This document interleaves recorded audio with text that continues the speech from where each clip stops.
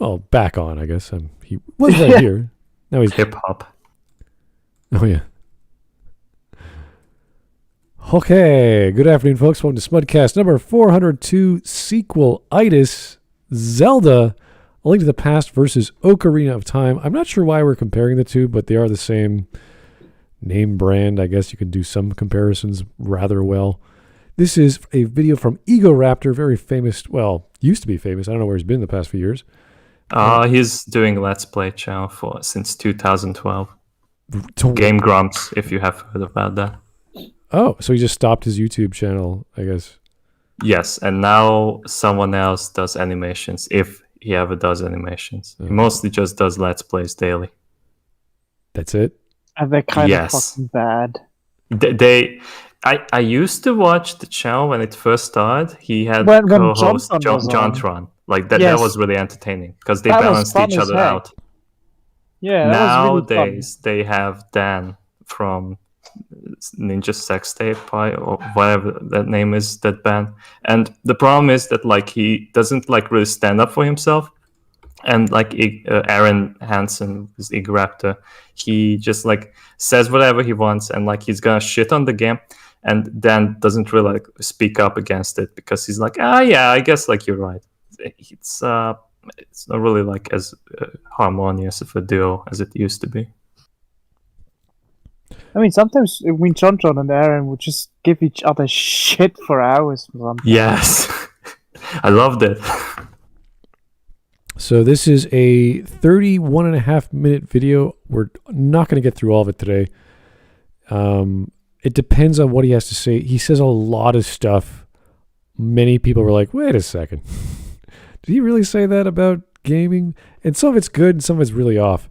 So I think we should take our time. We could take this for 2 days or 3 days, depending on how fast we go and how this is that much a shitfest? No, people said it was. They're like, okay, I watched a bit, and some of it's good, some of it's bad. Depends. So, okay. Anyway, everyone's a fan of Zelda here. I think everyone knows Zelda, has played a 3D Zelda, has played a 2D Zelda. So there's lots to... I mean, I'm not a huge fan, but I like quite a few of them. Yeah, they're great puzzle games, great adventure games, and I love the Metroidvania style of exploration. I love all the items. I love all the secrets, the detail. Funnily enough, I really don't like Ocarina of Time. Oh, yeah? Yeah, but last time I watched it, I didn't really agree with him about the points he made about the game. Yeah, go on, shit on the first 3D adventure game ever made. Outside. Oh, I don't Mario like it because of reasons like that. I just really didn't like the puzzles. I just really didn't like it. Okay. Are you a water temple hater? No, actually not. I think the thing is, I don't think they're badly made or anything. I just really don't like them. We're not up to my taste. That's totally fair. There's lots of games out there like Terra Enigma and all kinds of other Zelda-style games that the puzzles were okay. They weren't amazing. Terra Enigma didn't have that many puzzles at all. The Zelda puzzles are usually very simple. Usually, yeah. Compared to most of them. Like God of War or other games like that puzzles as well. The secret cave puzzles are the ones that are a bit more taxing, but I only remember those being in Twilight Princess. There are a few secret cave puzzles that are a bit more taxing. Other than that, they're usually very simple. This is not Lufia. Yeah, Lufia is a puzzle game. My brother and I used to play Zelda together a lot, and it was always the dynamic. He was doing the gameplay, and I was doing the puzzles. Oh yeah, the jump on the switch and run to the door. Okay, or shoot the eye and run to the door. Most of them. Yeah. There's a few better ones, but there's usually just one or two big puzzles per temple. If I would make a guesstimate from how the game felt, because it's a long time since I played it. Okay, 31.5 minutes. Let's get going.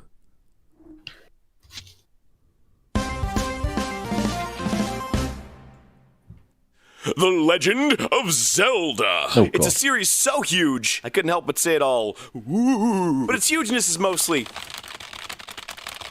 Hey, what are you doing over there? Oh, I was just writing my preemptive counter-argument about how you're wrong about my favorite game of all time and the best game ever. Oh, okay. Well, don't you think that's a little, I don't know, closed-minded? I mean, I get you probably liked this game as a kid, but isn't it time we looked at it critically and made a fair analysis of how... No! Okay, ask anybody about Zelda. Anyone can tell you what makes a Zelda game, and what a game needs to be Are you a sure? Zelda game. But is that description you'll I'm not get sure, to be really what describes a Zelda? Yeah, we've seen a lot of people on YouTube who fail at basic comprehension and explanation.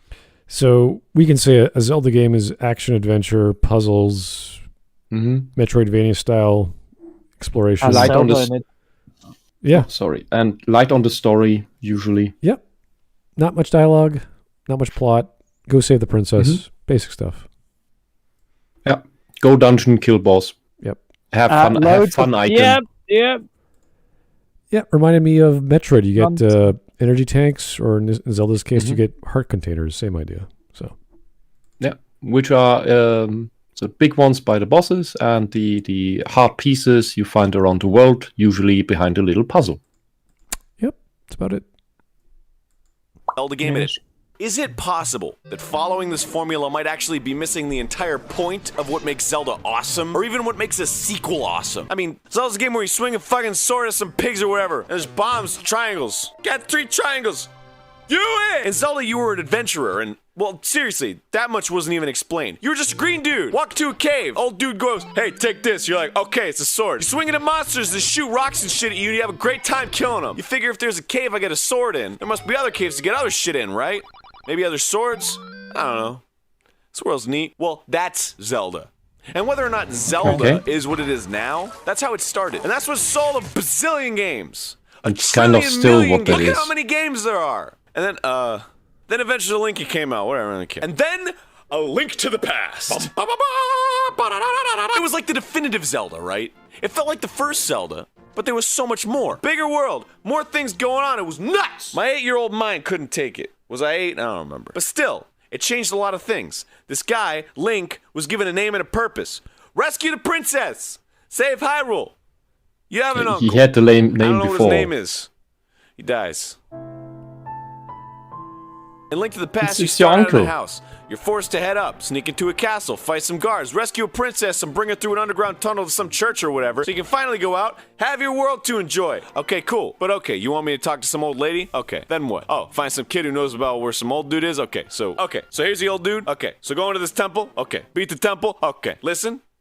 I'm not your fucking servant. Why do you give me this world to explore and have a good time in, and then you tell me to do these super specific things? No. That's just the new layer to it. Where it's not just free exploration, but you get some information on what to do. You can still run around. The moment you come out of the church, you can basically go anywhere where you don't need future dungeon items for. Yeah, this you already have the free range exploration. You just have some hints on the map. Yeah, you have to get. I think because you have a quest, you have the story, you have the. I think you need 3 medallions to unlock the Master Sword or something like that. Yeah, something like that. Yep. To get the Master Sword, to remove the barrier, to get through the mid-game boss, and then you get to the actual part of the game. Because the Zelda games, since Ocarina of since Link to the Past, usually follow the free early dungeons, and then you get 5 or 8 bigger dungeons. It usually tries to have 8 dungeons in some manner. Zelda 4, the one on the Game Boy, Link's Awakening, didn't have the free initial dungeons, but it had 8 dungeons overall, plus the final one.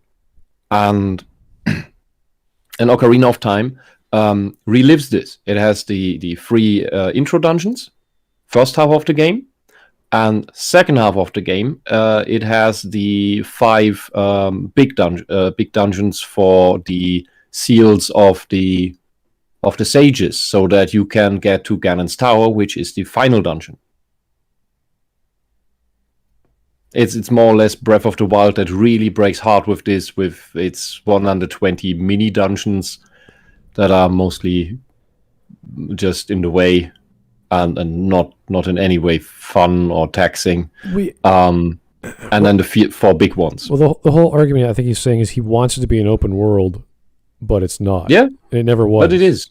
Well, it is open for you to explore, but you can't get very far without those unlocks from dungeons. So, is that really a problem? Though? No, it's not. No.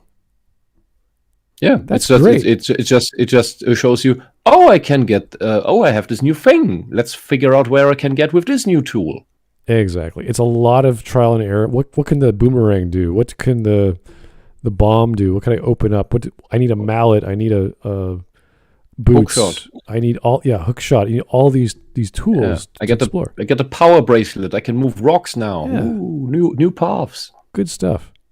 Oh, I have the hook shot. I can get over this bridge in the mountains now. Yeah, and the broken bridge. It encourages you to say, "Oh, I remember I was here before. I needed a tool. Now I have that tool. Where's this other thing, like the hook shot target that around? Oh, I remember there's another hook shot target. I want to go there next." And you just have this wonderful memory of your exploration that you want to go back to and see what's there. Yeah, and when you get stuck in the dark world for the first time, you have no weapons, you have no anything. You have to just solve a little puzzle to get to the other side, to get to the third tower of the third dungeon of the first half of the game. It gives you a little what's the word? It gives you a little glimpse of the dark future to come in the game. That's all pretty neat. Yeah, it's so tightly done, and the storytelling is mostly visual as opposed to dialogue, which I think works very well. And it's worked on Game Boy, it's worked on actual consoles, it's worked on all kinds of platforms. So yeah, that's the formula. It works well. Yeah, and in that sense, maybe I have a bit of a different definition of that, but in that sense, I would still call most Metroidvania games open world games. That includes the Metroid games. Yeah, all that limits you is you don't have the special item yet that you can get that unlocks new pathways. Yeah, it's the same formula in a different skin in a side scroller. That's why I really enjoyed Zelda 2, because I thought, oh, they're doing Metroid, but in Zelda, and it wasn't as successful as I thought it would be, but it was still pretty interesting and unique with all their spells and cast spells and jump really high and do all these fun things. So yeah, they even released, I think it's just a ROM hack, but they released like a fixed version of Zelda 2, which has like the correct dialogue, so you no longer have stuff like I am error. Yeah, the infamous things. And less bugs. Less bugs, because it was really buggy. Yeah. And one thing you can say about the Zelda series, as well as most parts of the Mario series, is that every game, this was true until just a couple years ago, fucking hell, that every game in either series added something new, tried something new. And you can find that in the Zelda series. Number 1 is a basic game. That was the starter. Number 2 tries the jump and run melee Castlevania thingy. Number 3 is the big upgrade on the Super Nintendo. That's the bigger world, and it's the function that they wanted in the first game, which is the parallel world. They wanted that in the first game on the NES, but the resources weren't available for it. Wasn't it Miyamoto that said, if you're not trying something new, why bother? Yeah. That's why most of the games in Zelda and Mario have new elements every time. Like the range of items in the first Zelda is quite enormous. The Zelda on the Game Boy, what's the new thing that added? I think it was the hook shot. No, that Zelda 3 had that already. Although Zelda 4, the Link's Awakening, was a passion project. It wasn't an official project at first. It was just a passion project of one of the developers who just did this in his free time, and that's why it's this this dream world where all these other references to other Nintendo products come in. Like there's Kirby enemies, for example. In some the dungeons. undergrounds are pretty much Mario Brothers. Oh yeah, right. Levels. Yeah, right. The 2D jump and run levels. This is sorry. There's all this fun stuff and references to prior Zelda games because it's all a dream. It's like an echo. And after that, Zelda 5 is Ocarina of Time. That's the first 3D world, quasi-open world thing that was ever made. And it's Big dated adventure as hell game. nowadays. What? And it's dated as hell now. Oh, that's what you think. I say Hey, the difference to Twilight Princess, which was a spiritual successor of that, because I think it didn't add much more new stuff to it. I mean, remind you, the bulk of Ocarina of Time didn't happen in that timeline, let's be fair. What?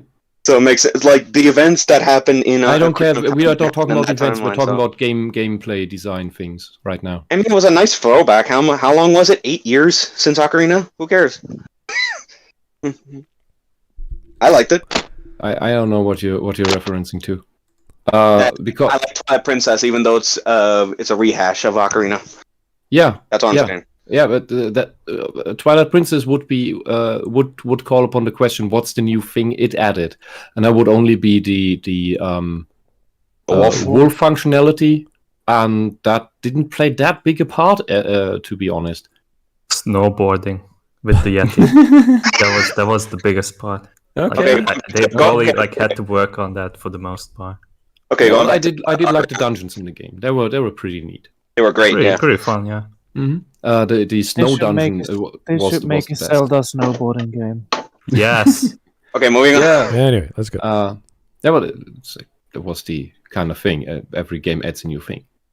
Mm-hmm. You don't throw a 6-year-old into a sandbox and say, hey, you can only make poopy castles. You know when you take wet sand and you just let it drip on top of a pile of sand?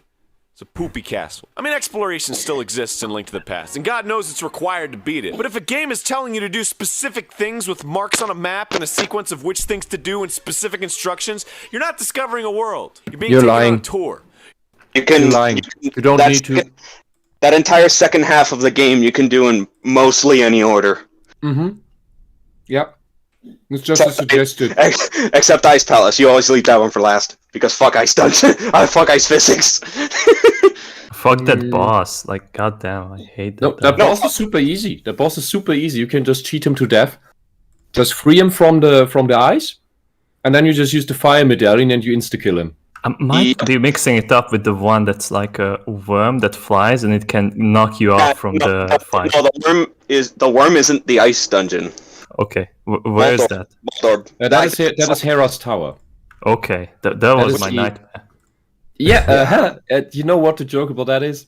That is why in Link's Awakening, the fourth Zelda game on the Game Boy, which came out after the Super Nintendo one. Yeah, they bring back Moldor for the final boss- stretch, and it's piss easy.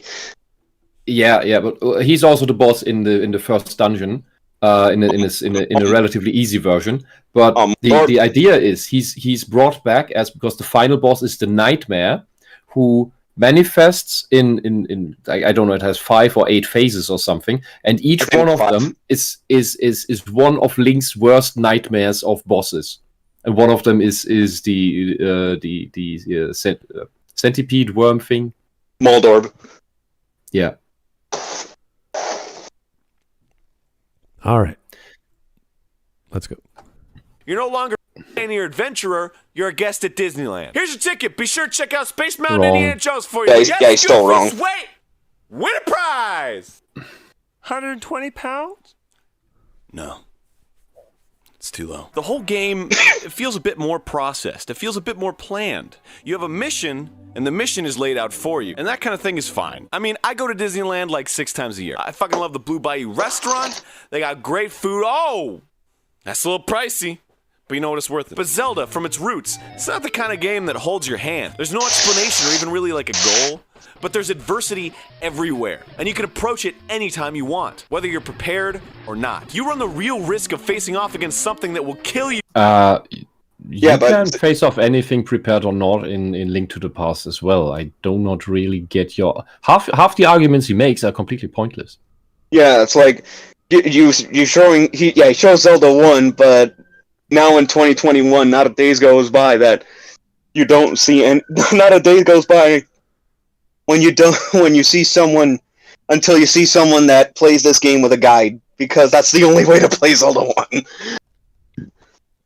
Oh, the game comes with a map of the overworld, for God's sake. Yeah.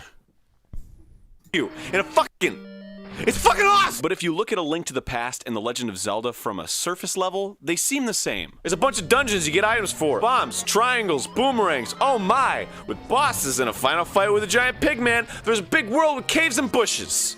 But it's not the same. There's a shift in soul, a difference in how you perceive and experience the world. Is it better? Is it worse? I don't fucking know. It's better. Not the same. Okay, that's you are pointless. No, Link to the Past is better. It has a different soul. I'm trying to process that. What the hell is he talking about? Yeah. The only thing I can imagine is him referring to you're thrown into the start of the game without knowing anything. So you're the hero with amnesia who's not even explained anything to. Okay, that's different. So what? You're told to save the princess instead of just stumbling through the world and accidentally doing it. That's your problem? It sounds that's the problem. I really don't know what he's talking about. Yes, the graphics are way different. The interface is pretty much the same idea. Yeah, I don't know. I just assume he means how the way it feels when you play it. That's the best I can come up with. Yeah, but that's Super Nintendo from NES is kind of like, yeah, every game's going to be a bit different. It was even the launch title for the SNES. Like Was it? Link to the Past. No, it wasn't. Link to the Past came out in 93, 94, which is very strange. Link to the Past in 93. Final Fantasy IV was a launch title, I believe. Wait, Mario. It was Mario because I at least I'm talking German release times. Maybe those are different. Yeah, but probably different. Yeah, especially back then. To the Past. Because it's obvious that Mario World was at launch. There's no question about that. Okay, I guess it was. It came out 2 months after SNES release. Yeah, F-Zero. Yeah, pretty close. Okay, yeah, I guess Mario we got it World. later because here it says Japan, Japan 91, North America April 92, Europe September 92. Okay. Well, you have to remember. Yeah, I meant it more like the technology that they were using and like the design for it. Yeah, well, I'm only comparing the Japanese releases. all the big really. Nintendo first-party games came out within 2 years. So Metroid came out in 94. That was Super Metroid was more of a passion project than any other game during that era. That one was to make damn sure that Metroid made that kind of technological leap the way it was supposed to, and by God, it did. Okay, The problem with Super Metroid is that it came too damn late, and it suffered for it. okay. Okay. I mixed up some release dates. My bad. Because they come out in strange orders here. Pretty much almost every game that came out during that era was had wildly different release dates. Yeah. I mean, Secret of Mana came out in 94 here. Well, I remember the times when movies over here would take like 1.5 years to release after the American release. Mm-hmm. I mean, you can understand. Was it because of the piracy law? I don't know. It just took forever for them to get. I mean, you could say that it's also because of like localization and shit. Yeah, you know, they took more effort for that back then. that's part of the reason why Final Fantasies 2, 3, and 5 didn't come out initially, because they were with their localization team for Square's localization team back then was so small in the American branch that it's like they couldn't keep up. They only translated 1, 4, and 6 because of that. The Secret of Mana 2 would have been a huge hit in Germany because the first game was a huge hit here. But Japan didn't think it was worth releasing it for some reason. Damn, what a backhand. Yeah, so we just didn't get it. But there was big prejudice in Japan about the West regarding the role-playing games and the action adventures. Was that they thought that the Westerners they're not smart enough to understand these complex games, and part of that solution was to release games like Secret of Mana, Terranigma, Illusion of Time. I think the original title is Illusion of Gaia, Lufia, to release them all with complete walkthroughs of the games. Where all the puzzles are solved, all the maps of all the dungeons are in, all the stats of all the enemies are in, and where all the items are. That sounds like a guy from Europe going, I want to play this game and make money and try to make a job. Let's release a strategy guide. Yeah, Japan having that stigma against us, and yet people over here made Elder Scrolls, which I would say is like even Wizardry. Like what else? Well, like I mentioned, games? Well, yeah, that's true. But I mentioned Elder Scrolls because it was designed since day one to be very expansive and very exploration focused. Western RPGs in back in the day, they were absolutely tismic. Like anyone played Lands of Lore 2? Yes. That was just there were optional dungeons in that game that you could completely walk past without knowing they existed. You didn't know what any of the items did. You just hovered your cursor over it, and the UI would tell you its name, and that's it. Yeah, those were games. Those were games you stopped playing after the second day. You're like, I like this game, but it's just weird as freaking hell. I don't know where everything is. You don't have much.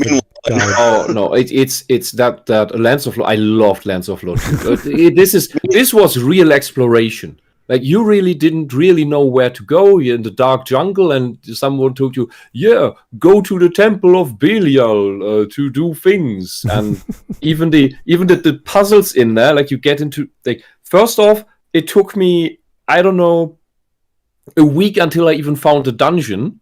So accidentally, I walked into completely different, into a side dungeon first. Then I found some secrets with spells that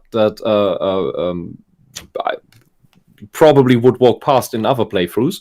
And once I had found the dungeon, I thought, oh god, this will be super, super scary. And it was still like, I don't know, 10 or something when I played that. And it's really tense horror. You get horror feelings in that game a lot. They really pulled off the atmosphere. Yeah, and you come into the room, and there's this sacrificial bowl with two bowls, and it's like, okay, I probably need to do something here. Then there's not much in the dungeon until you get to the boss, and that guy is really scary. It's just this. Okay, I just fought through optional dungeons that were full of horrible enemies, and the main story dungeon is like just walk past, and then you run into the boss, and it's like horrible. Like, I loved that game. I loved it. Like, one dungeon I accidentally walked into, I got the final treasure or something, and then the bloody thing decided to fall into the sea. I had to run out. And this is like these really old graphics, and where your imagination fills in the gaps of everything. It was great. Right. Meanwhile, when Final Fantasy IV came over here to the West on the SNES's Final Fantasy II, not only did they remove most of the secondary abilities for all the playable characters, but they also made the game piss easy. Whoa. They removed the secondary abilities because they thought it was too complex? Well, that's where we got, was it Final Fantasy Adventure or Final Fantasy Quest? What the hell was it called? Mystic Quest? Mystic Quest, yes. Oh, God. That was a joke. The one that was basically a Final Fantasy version of Dragon Quest, kind of. It was dismal. You mean the one on the Game Boy? Mystic Quest was SNES, Yeah. Okay. Here's the thing with problems with localization. Because in Germany, the German version, the Game Boy game was called Mystic Quest, which I think was Final Fantasy Adventure. and the German title was Mystic Quest. And now we're confused because localization is bullshit. Because why do they give the German game, when they change the title for localization, another English title? I never understood that. And Final Fantasy Adventure, if I'm not mistaken, was the game that was originally going to be Sword of Mana. It makes sense because it's like this crossover between Final Fantasy stuff elements and the later Secret of Mana elements. It's the same game, Wisp. It's just the Game Boy port. Also, if I remember correctly, Sword of Mana is the series prequel, I think. And then after Sword is Secret of Mana. I think it was Final Fantasy Adventure. They just renamed it Final Fantasy. No. That's what I'm saying. It's like the game was originally Sword of Mana, then they released it on Game Boy as Final Fantasy Adventure, and then they remade the game for GBA and gave it its original name back. Yeah, and added a lot of story and gameplay elements from prior Mana games. Oh no, Sword of Mana is amazing on the GBA. Oh yeah. That is one of the Mana games beyond the first game that I can recommend. Yeah, most of the Mana games sadly are quite shit.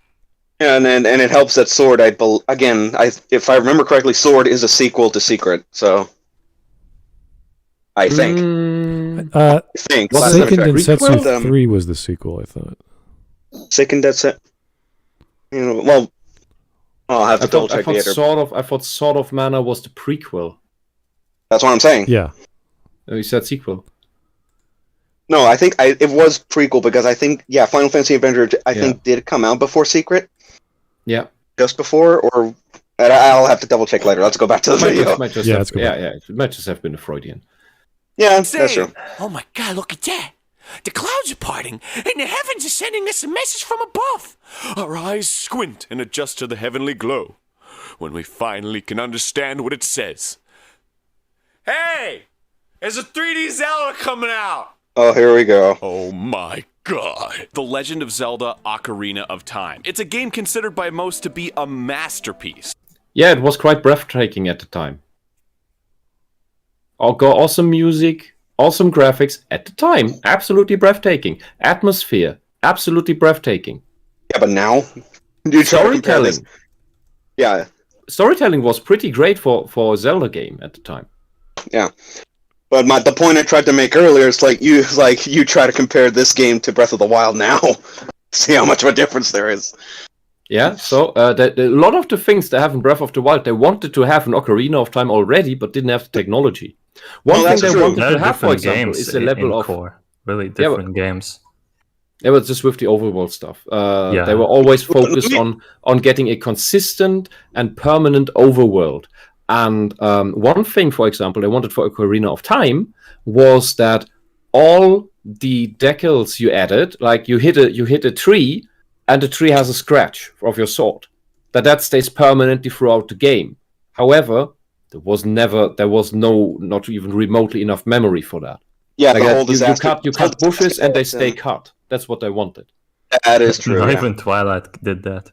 Yeah, because this is it's in regards to memory, it's quite unfeasible. Yeah, they tried that. The game was originally meant, I think, for the N64 disk drive, we all know how that thing flopped.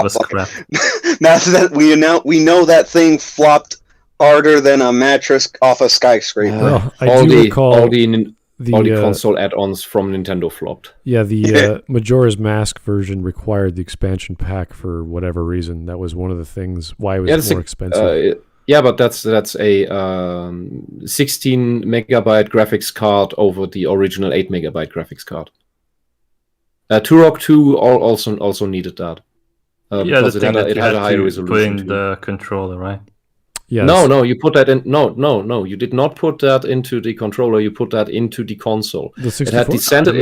Right? Yes. It had a center latch on the top side. You open that, and that's where the graphics card is. Oh, so that's what pull that out. What? Yeah. I never knew what you had to put there. Yeah, but that's already in there. It's the 8 megabyte graphics card of the N64. Okay. No, it's RAM. With the, that's just a black rectangle thing. You pull that out, and you replace it with the quite expensive graphics expansion thing, which is a graphics card with 16 megabytes. Isn't the expansion pack? Isn't the memory pack? Isn't that RAM? Yes. It's RAM because RAM. the N64's original. RAM, yes. Yeah, the N64's initial RAM is 4 megs. Okay, And then the it's 4 to expansion 8 pack and not is 8 to 16. My bad. Yeah, it goes 4 to 8 and it's RAM. So it goes from 4 to 8 when you put that thing in. But to make this clear, it's like I have nothing against Ocarina of Time. Just to make this clear, it is a great game. All I'm saying is that it took me a while for me to realize, yeah, it's dated as hell. I still love the game though. Okay. Yeah, it's kind of like I don't like it. But I don't if think you it's read bad. if today you would read A Princess of Mars, one of the first big sci-fi novels, you would think it dated too. But that doesn't make it bad Yeah. for its time. A lot of It's the like old- saying, "Oh, Lovecraft is half a century old. It's totally dated." Like, what the Did I not just say that I don't think it's bad? Yeah, but it's when I hear people say this, it sounds like some artificial argument to be derogatory towards the game. No. Because it's old. I do believe that it is a really good game, and it is a good game. It's just compared to stuff nowadays, it's dated. Dated. I'm not saying dated means bad. I'm just saying dated as in, yeah, it's hard to go back to. There are lots of things about Ocarina of Time that I much more prefer over Breath of the Wild, because it's elements I miss in Breath of the Wild, like the large dungeons and the more complex puzzles. I have these tons of mini dungeons are a reason for me to not want to replay Breath of the Wild, despite it being such an amazing game. They 100 of these 120 are just a chore with loading screens between them. You spend like 5 minutes in one of these at best, when of the vast majority of these mini dungeons, and you have the next loading screen. And it's just why. So, to be fair, since they updated it so that it can overclock the Switch while loading, the loading screens have become quite quick. To be fair, so Okay. I mean, back when Breath of the Wild was first announced, I very deliberately compared it to Skyrim. Am I wrong for having made that comparison back then? Which one to Skyrim? Breath of the Wild, comparing Breath of the Wild's structure, what we knew of it up to that point, with Nintendo Skyrim. did advertise that it's going to be an open world, so at the time I think No, everyone not just from being open world, but as we learned more about it, there were more things that me personally, I'm just talking about my experience, that I saw more things that were becoming more in common with Skyrim specifically. Yeah. Because Skyrim tried a lot of the it added way more of the open gathering elements into it for upgrades and crafting for purposes in that game. It had a very low emphasis on rupee gathering. You didn't they weren't just lying around everywhere that as easily as in other Zelda games. You can make a lot through trading though. However, you don't even need that to get enough for all the items to buy. And yeah, it's just like so the world in Skyward Sword, however, I think only in the forest and the desert feels very open, but that's the only places. The sky is virtually empty, and the volcano is mostly straightforward. Mostly, yes. Yeah, and I wouldn't attribute that to Breath of the Wild too much. Breath of the Wild does not have the same level of It has less collectibles in that sense. It mainly has the Koroks, which are more annoying than anything. I'm still waiting for the patch that takes out the bloody. I found a Korok. Let's pause the game and do the mini cutscene to the Korok, telling me, "Oh, I found it." Would you just before going back to the out. The game has so many things that stop the game flow. Before going back to the video, would you compare the tediousness of the Koroks in Breath of the Wild to the tediousness of the Riddler shit in Arkham? I don't know. I haven't played Arkham. I mean, well, yeah. Get back to me on that when you eventually cover that. Right. But anyway, let's keep going. With delicious this is sound where and the video really amazing starts. graphics. At the time. Each dungeon in each town feels unique and has its own energy to it. We were all fucking floored. It was so epic. This is what felt like gaming was leading up to. It felt like a natural progression. It felt like witnessing a fish grow legs. But not that one. That's really gross. So now we have this 3D world, and it felt like that was what made the difference. But what exactly was different? Well, in order to examine that, we have to examine dreaded transition from the second dimension to the third dimension. If we've learned anything from Sonic the Hedgehog over here, it's that turning a 2D game into a 3D game, it ain't easy. It ain't even fucking quantifiable. How do you take the simplicity of form that 2D allows? Really extreme example. Yeah, we get it. You're biased against Sonic. Turn a really good game design into a completely fucking broken. Dude, I think I agree that the 3D Sonic games are mostly shit. Not really. Yes, most of them are. I'd say mainly 06 and Boom are the real shit. I had to play Boom once. It was atrocious. I don't like Sonic. And at the very least, 06 has the leg up because fans are actually trying to remake that game for the better. Okay. And it's actually pretty fucking good now. Yeah, I've generally heard more negative than positive things about the 3D Sonics. It's just what I go by, and the one I had to play, and most of all, it's like the speed that you have in the 2D Sonic games don't really translate that well to the 3D ones. Although I would argue that like the first Sonic game was more of a platformer than Speedy Gonzales thing. So thanks, Labyrinth Zone. Yes, fucking Labyrinth Zone, and what was the? Oh, I forgot the name, but it was like a pyramid or like some ancient place, and it had like water flowing up all the time. Which game? Yeah, the first Sonic game. That was Labyrinth Zone, yeah. Labyrinth Zone, yes. Yeah, I think main problem with the 3D Sonic games is that they try to enforce this third-person camera behind Sonic instead of trying a what we called 2.5D, where you have 3D graphics, but you essentially still play in a mostly 2D world. That's Sonic 3D Blast, literally. No, it's like, why do you think Colors, Generations, and Mania are some of the better recent 3D recent Sonic games? Yeah, see, that's why I only associate things like the behind Sonic camera as the 3D Sonics, because my mind instantly translates the other into 2.5D. Isometric? Is that what you mean? I don't know. We in German we had this Germany we had this term for a while, but it refers to several things. Like for one, 3D games, 3D graphics games that didn't utilize the third dimension except for visual style, and so because the gameplay itself was still two-dimensional.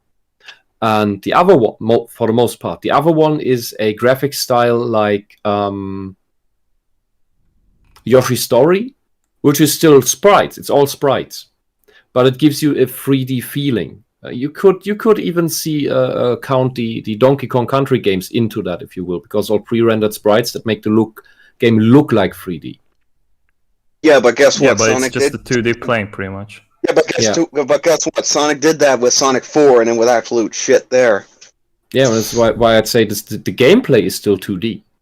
The graphics are 3D, but the gameplay is still 2D, and I think that works better for Sonic games. Yeah, but Colors and Generations pull it off pretty well. All right, if you say so. I can't speak for those games. Yes. I'll just leave that recommendation for you if you want to pick those up. Especially since Colors just got the remaster recently. Now, someone gifted me a Sonic compilation thing on Steam. I haven't touched it yet. Colors is not on there. It's on Epic. I have no idea. The remaster of Sonic Colors Ultimate. If you've heard of it. I was a Nintendo kid. I only played Sonic games at a friend's house. Yeah, this is the problem with the 98, the 99s. We're talking about Dreamcast having a lot of the Sonic games on it because it's a Sega product. And, What, just 2? well, yeah, but I'm just saying not too many people Series is just 2. were like owning multiple platforms or even bothering with other things outside of PlayStation. So, and they were great games on the Dreamcast. That was the thing. It was just this really good platform, but it had to go up against Sony and Nintendo. And it just Sony won out. I played Sonic 1 in the form of a browser game. Yes. Oh dear. Anyway, let's keep going. Yeah, let's keep going. Also, Disingenuous showing Sonic Adventure 1, him doing a glitch like this. Disingenuous as hell. I mean, but Zelda, There's that so was not many too other hard. It 3D already technically platformers that could be set as an example, but Yep. he avoids it. Yeah, but he shows Sonic because he has this whole, like, hate boner against Sonic. And he's had it to this He day. does. He fucking hates someone- Sonic. Either it was you here or it Specifically. was someone in the chat that kept reminding about this guy also being unbelievably bad at video games. Yes, he is really bad. He is, the how is he best part is supposed to that judge he has the Game Grumps session of Ocarina of Time. Pretty much every 3D Zelda, and he complains that about is- that like they are holding your hand and they are too easy, but he keeps forgetting like how to use the game. Like Yeah. he's in a fight and he doesn't use his shield at all, even though Navi or like any of the helpers for Link tells Yeah. him literally that like, hey, use your shield or like Z target because that's how Yeah. you see the terrain. Yeah, As it's much the as core someone- function of the game. And as much as he wants to play it off as, oh, that's just the shtick of Game Grumps, it's like, they play, the shit happens when they're playing games and they get grumpy about it. But no, he just sucks at games. So he's basically a games journalist. Well, no, I would. No, he's at least better than the Jornos sometimes in terms of playing games. The Yeah. Jornos just completely suck ass. How long do you think he'd need for the Cuphead tutorial? I just wanted to ask the same thing. They probably have played. Game Grumps have probably played Cuphead at some point. I'd have to check, but Which one? God, I don't want to watch that. Cuphead. Which game is that? Cuphead? It's literally Cuphead, literally a cup for a head. It's a side-scrolling. The art style is like a Mickey Mouse, run like and the gun. original Mickey Mouse style of art. 1930s animation Yeah. style. Yes. Yeah, classic Disney Fleischer stuff. Oh, They probably have done it. Like it was. Like, of course, they gonna chase after the cloud. yeah. And Ken Kaneki is in the chat, and he just told me that he didn't know you have a shield in Skyward Sword, and in Majora's Mask he didn't know what to do because he doesn't read the dialogue of the characters. Oh yeah, Really? he was fighting the bad boss in the Stone Temple, and he didn't know like how the fuck can he defend himself because like the In what game? boss kept killing him, and he never used the shield. And only 5 years afterwards, like people kept telling him like, come back to the game, just use the fucking shield. And then Wait. In after what 10 game? minutes of failure, he finally used the shield to defend himself, and then he won. Wow. So he doesn't read the dialogue, but he also complains that the games hold your hands too much. Yes, and he doesn't even. It feels like he doesn't focus on the game at all. Like he's just focusing on the combo or anything Okay. really. Why there am was I one part unemployed of again? Ocarina of Time. Do you remember when you go to the Gorons and you go to the Dodongo cave and you pick up the bomb bag? Yeah. Now there's the part where you have to throw bombs in the eye of the skeleton Dodongo. Yes. He opens the menu. He sees that he has bombs, but he scrolls around and like looks for like a song of Zelda's Lullaby or the song of the sun to change the weather for something because he What? goes out to hunt for rupees because he doesn't know that where to get bombs. That sounds like deliberately dumb. No, that because after that Dan points out that like, hey, you just picked up the bomb bag. Have you forgotten about it? And he was like, oh no, I forgot about it because I was concentrating on your story. So it's always excuses. every single time. Sounds Concentrating on the story in the Dodongo cave? He's got a bad case of DSP. Yes, even DSP can do it better. I forget.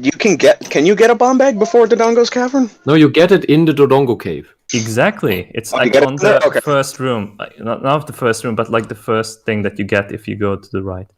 Mm-hmm. It's the dungeon's treasure. All right. Let's go. Okay, let's move on. Has 3. You got the y-axis, the x-axis, but you could go upstairs, enemies could jump over you, all that stuff. Well, that's where the differences start. See, Link to the Past had a selective z-axis. For example, you couldn't be on the second floor and attack a dude on the first floor, but if the sandworm boss soared over your head and you weren't harmed by it, you could still swing at it and it'd register a hit. Bats fly through the air, but they're always conveniently at sword's height. That shit's asinine in 3D, which ironically in this situation is a limitation of the medium. The more you're just specific bad. you get about situations analogous to reality, Seriously, the more you I have to always hit the stipulate bats. on. You can't hit a bat from any z-axis position distance. Now it's really weren't clear focusing where the it. bats are in 3D space. They're up, down, every fucking where. And Yeah, but this you bloody- is so awful. He's complaining You bloody idiot. that bats So, in 3D are too high up to swing his sword at. So first thing, he tries to hit it with the, what's it called in English? The DD slingshot. Slingshot. Slingshot, yeah, thank you. He's not even properly aiming that. It has a very wide hit range, it has a bit of an auto-aim. And when I was a kid, I always hit the bloody bats. Because you just need to try. This thing aims for you if you use it right. You should then change it for your version, because in the American version, I'm pretty sure it is kind of a bit off. Yeah, but it's just that's the triangle is a hit thing. That you just need to aim between where the gummy the rubber band is fastened. That's the line where you need to aim. You align that with the central stick of the slingshot, and you know where your what is it, reticule would be. It's very easy to hit with that thing in the game. I was more annoyed with it in Skyward Sword. Yes. And so that's the first thing. Second thing is he doesn't have the bat in his he doesn't have it focused with the Z button. So yeah, he can't hit it.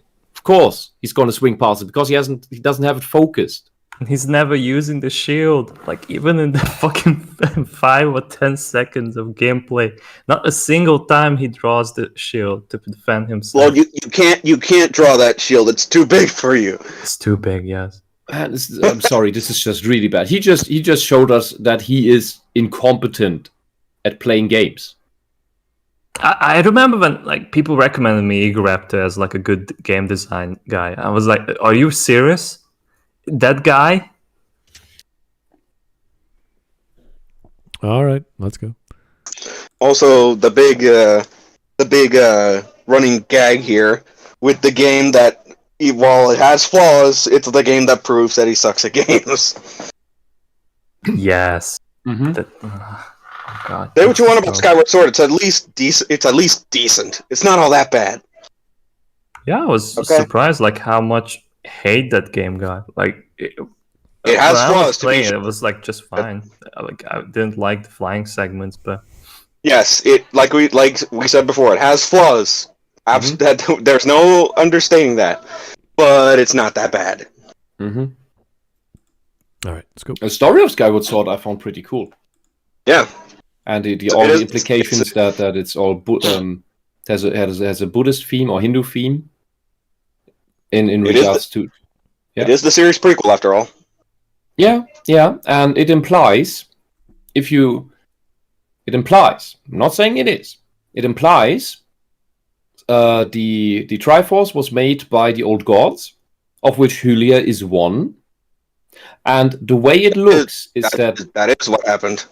Yeah, is that Demon King Demise is another old god, and that he had a part in making it, because there are no other old gods mentioned. At least maybe there are more. Don't know. Isn't mentioned. I think it's just that's the main three, like the ones that represent each piece. That's the only ones we know for sure that at least had some involvement in the creation of the world and the Triforce. But other than that, Which would be a third old god?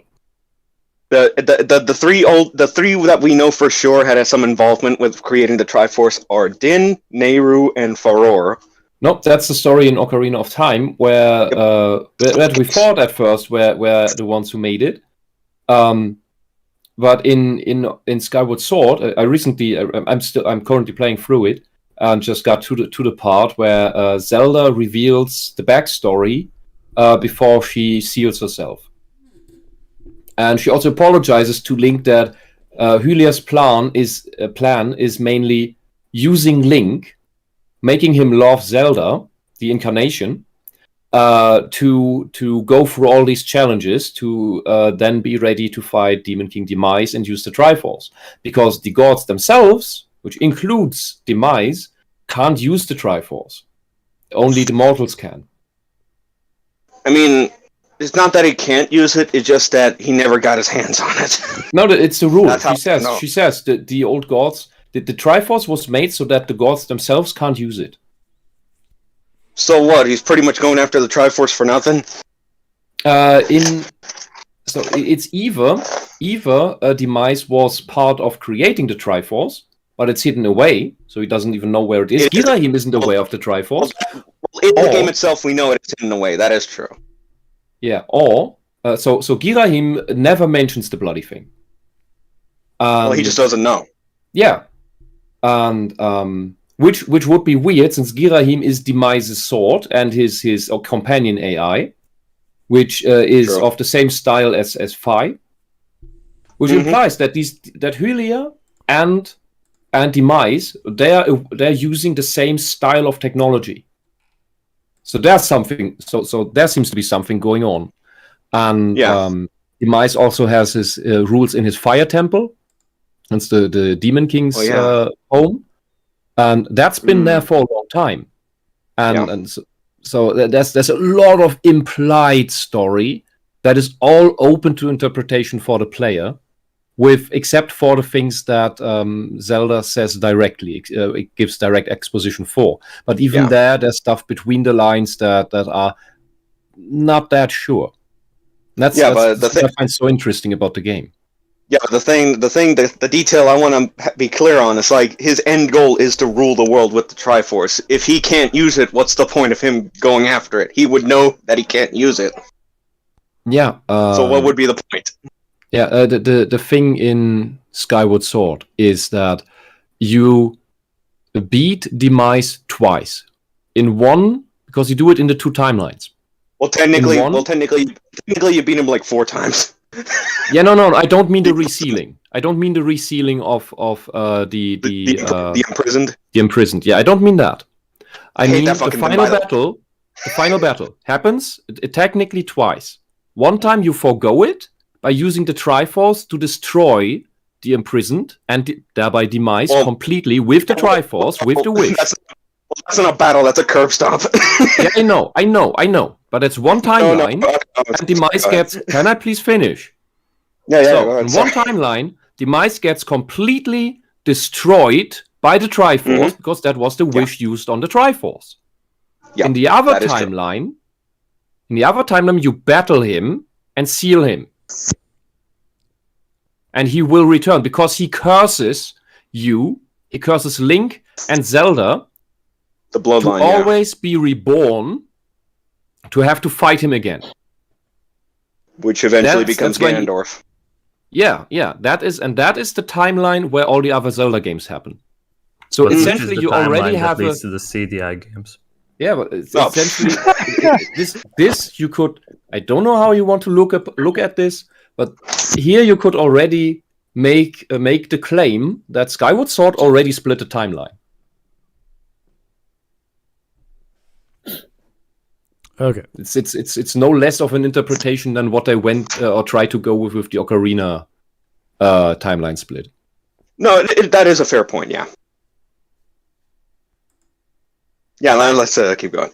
I see you there, Lumen. Dude, man, I'm sorry, I'm just curious. So what do we gotta do to remedy this Z-axis problem? Ladies and gents, there's the Z button. Z-targeting. Pesky bats flying from every which way, trying to circle around Star without losing track of where it is relative to you. Have I got a treat for you? Just press the Z button and lock onto the nearest baddie and have a go with your mighty sword device. Yeah, and my question is, why aren't you doing it, you retard? Maybe for the joke. It's complicated. From what I've heard so far, he keeps forgetting to use it. He has Check weak it out. fingers. Z-targeting made combat I'll give him the benefit of the That's doubt and not say a it bad was for the thing. joke. No more simple point and swing stuff here. Complicated. It didn't make it complicated. It made it very no easy. more- No more point and swing. You still do that. Yeah. Just using Yeah. a different button. Yeah, Yeah. you keep focused on the enemy, which makes hitting easier in a 3D environment. Remember, this is one of the first combat adventure games ever made, and they solved the frustrating issue of 3D combat for children, especially. Mm-hmm. You don't have to run around and hope that you hit something. You target the enemy, and this allows you keep the enemy focused with the camera, lock with on. your character, and you can make dodge rolls, blocks. You have some special attacks, and you can predict what's gonna happen in your fight. Yeah. The only kind of challenge after that is whether you decide to have it set to toggling the button or holding it. Mm-hmm. It even has an easy function to switch targets. Mm-hmm. It does. You get a lock on, focus on the fight. This is a gigantic difference, and it makes combat complex. I don't say this a lot, but let's see how this is a good thing. A new method of combat means new ways to go about designing enemies in combat situations. You used to just point and hit and run. What the fuck, man? But This now, is actually more rolling, difficult combat dodging, if you stabbing, do it in swinging, 3D. leaping. Holy shit! So complex. So many possibilities. It's so deep they can make an entire game based on the combat system. But guess what? They didn't. Here's how this is a poopy bad What? thing. Z-targeting creates a strange disconnect from the world around you. It changes the doesn't. camera angle from what you're used to exploring the world. That was how he fell down the hole. Oh no! It's going to focus on two objects at the same time. My brain can't comprehend this. I think he has a low IQ. So This makes me- strafing because of a target lock causes the camera to move with you. Oh God! shit. What a What horrible thing. happens to this guy if he plays Quake? Like he's opening the game and he explodes. What would happen to him if he played Dark Souls? The thing I with think this, he did. yeah, the thing with Did he this, utterly suck at it? the great thing about this style of combat is that it's more engaging, more immersive. One thing that happens when you hold the Z button is that you get the 16:9 black bars that make it look more cinematic. Mhm. That's another thing that happens in with this. It's great. It's like a visual aid that tells your, I don't know, subconscious, makes you feel like you're focusing, like you're squinting your eyes. It's great. Everything about the system is great. This is the big innovation. How do we make 3D combat work, especially for children? And that your entire focus and outlook. It segments the game into two pieces. This is the combat piece, this is the world exploring piece. They don't mix. Put them in a room together, What? they get into an argument. They don't What the mix. fuck are you talking about? Yes, You that's- you that- go in and out from that in the same room. It's a transition from one Yeah, this is perspective to the dumb. other, and it's completely smooth. It's barely different from your general perspective. Target lock is such a different experience, guys. You just can't comprehend the same exploration suddenly has a camera focused object. It's so different. I can't get used to that. I can't believe he's making this argument. Like even in Mario 64 when he turned on the different camera, like he was like, "No, I can't do this. Now I have more room on the screen." I would like to bring up the fact that it is entirely possible to play most of the game without using lock on once. Yeah, that is Yeah, there possible. are speed runs you could with like that category, so it is possible. Mhm. Yeah. yeah. Yep. I would consider that a challenge run. It is, yeah. Makes Yeah, certain but it's- parts a bit difficult, but it is entirely possible. Yeah, so if people wouldn't give me all these anecdotes in chat about how bad he is at games, I would be completely convinced that he's just making up points to complain about for the sake of making a video in which he complains about things. I mean, he doesn't did just care make about the items that you pick up. Like the Dekunut, he disregarded as like a useless item, and he's going to continue complaining about Z targeting. That supposedly it makes the gameplay very slow, which is not true because he's only like forcing this play style on himself. Because if he would utilize all his items, like there were like many parts of like a Game Grumps Let's Play that he did, where he was facing like the skeleton knights, and he didn't use the Dekunut, even though it stuns the enemies right away, or the ghosts in the forest temple, and he doesn't use it. Instead, he keeps holding to the Z target and backs off to dodge the incoming attacks, and just wait until it gets close to him. I do admit I never used the Dekunut. I forgot they existed. But I used shields and dodge to sideways. Shield. And, He doesn't really use the grappling hook shot. He doesn't use the hook shot either that much, unless the game requires him to do it. I think the hook shot also stuns enemies. He did use it on he did use it on a skull enemy and earlier in the video. One time, I saw it. The one time, yes. The hook shot either stuns or the bats it kills. Yes. Yeah, the really small enemies it just kills instantly. And I think I aside from not thinking of using the Dekunuts, I liked fighting the skeletons. They were fun enemies. Because they're not easy. Like when first I came across the Wolfos, the werewolves, they are fun to fight as well. They have the attack patterns, they run around you, especially when it's more than one. Hey, it's tough as a kid. What about the Iron Knuckle? The Iron Knuckle? The knights with the axes. Oh, they're awesome. Yeah. And things only got better after that. And things only got better from there, like in Twilight Princess with the Dark Nuts. Yeah. Or the Dark Nut is really good. Oh, the Dark Nut, especially in Twilight Princess. It's one of my favorite enemy designs in all the Zelda games, and of all the Dark Nuts. And they're pretty cool in Ocarina of Time, but in Twilight Princess, they are on Dark Souls level of difficulty. No. On N64, they're a completely different enemy. Let me just make that clear. Yeah, but I was talking about Twilight Princess now. Those were tough guys. They were fun. Yeah, you need a strategy to kill them. Yeah, if you're not paying attention, they can kick your ass. Something fierce, especially. I think it's like, especially in the Cave of Ordeals, where you'll fight like 3 or 4 of them at once. Four. There's one of the levels has 4 of them, and Nintendo nailed it in regards to when they hit you, how much impact that has, how it throws you back. It's like boom. Is it sad that the only way I can guarantee myself a victory over the Dark Nuts in the Cave of Ordeals is if I do the very specific glitch that gives me infinite bomb arrows and just spam on them? Because I ain't going to deal with that shit normally.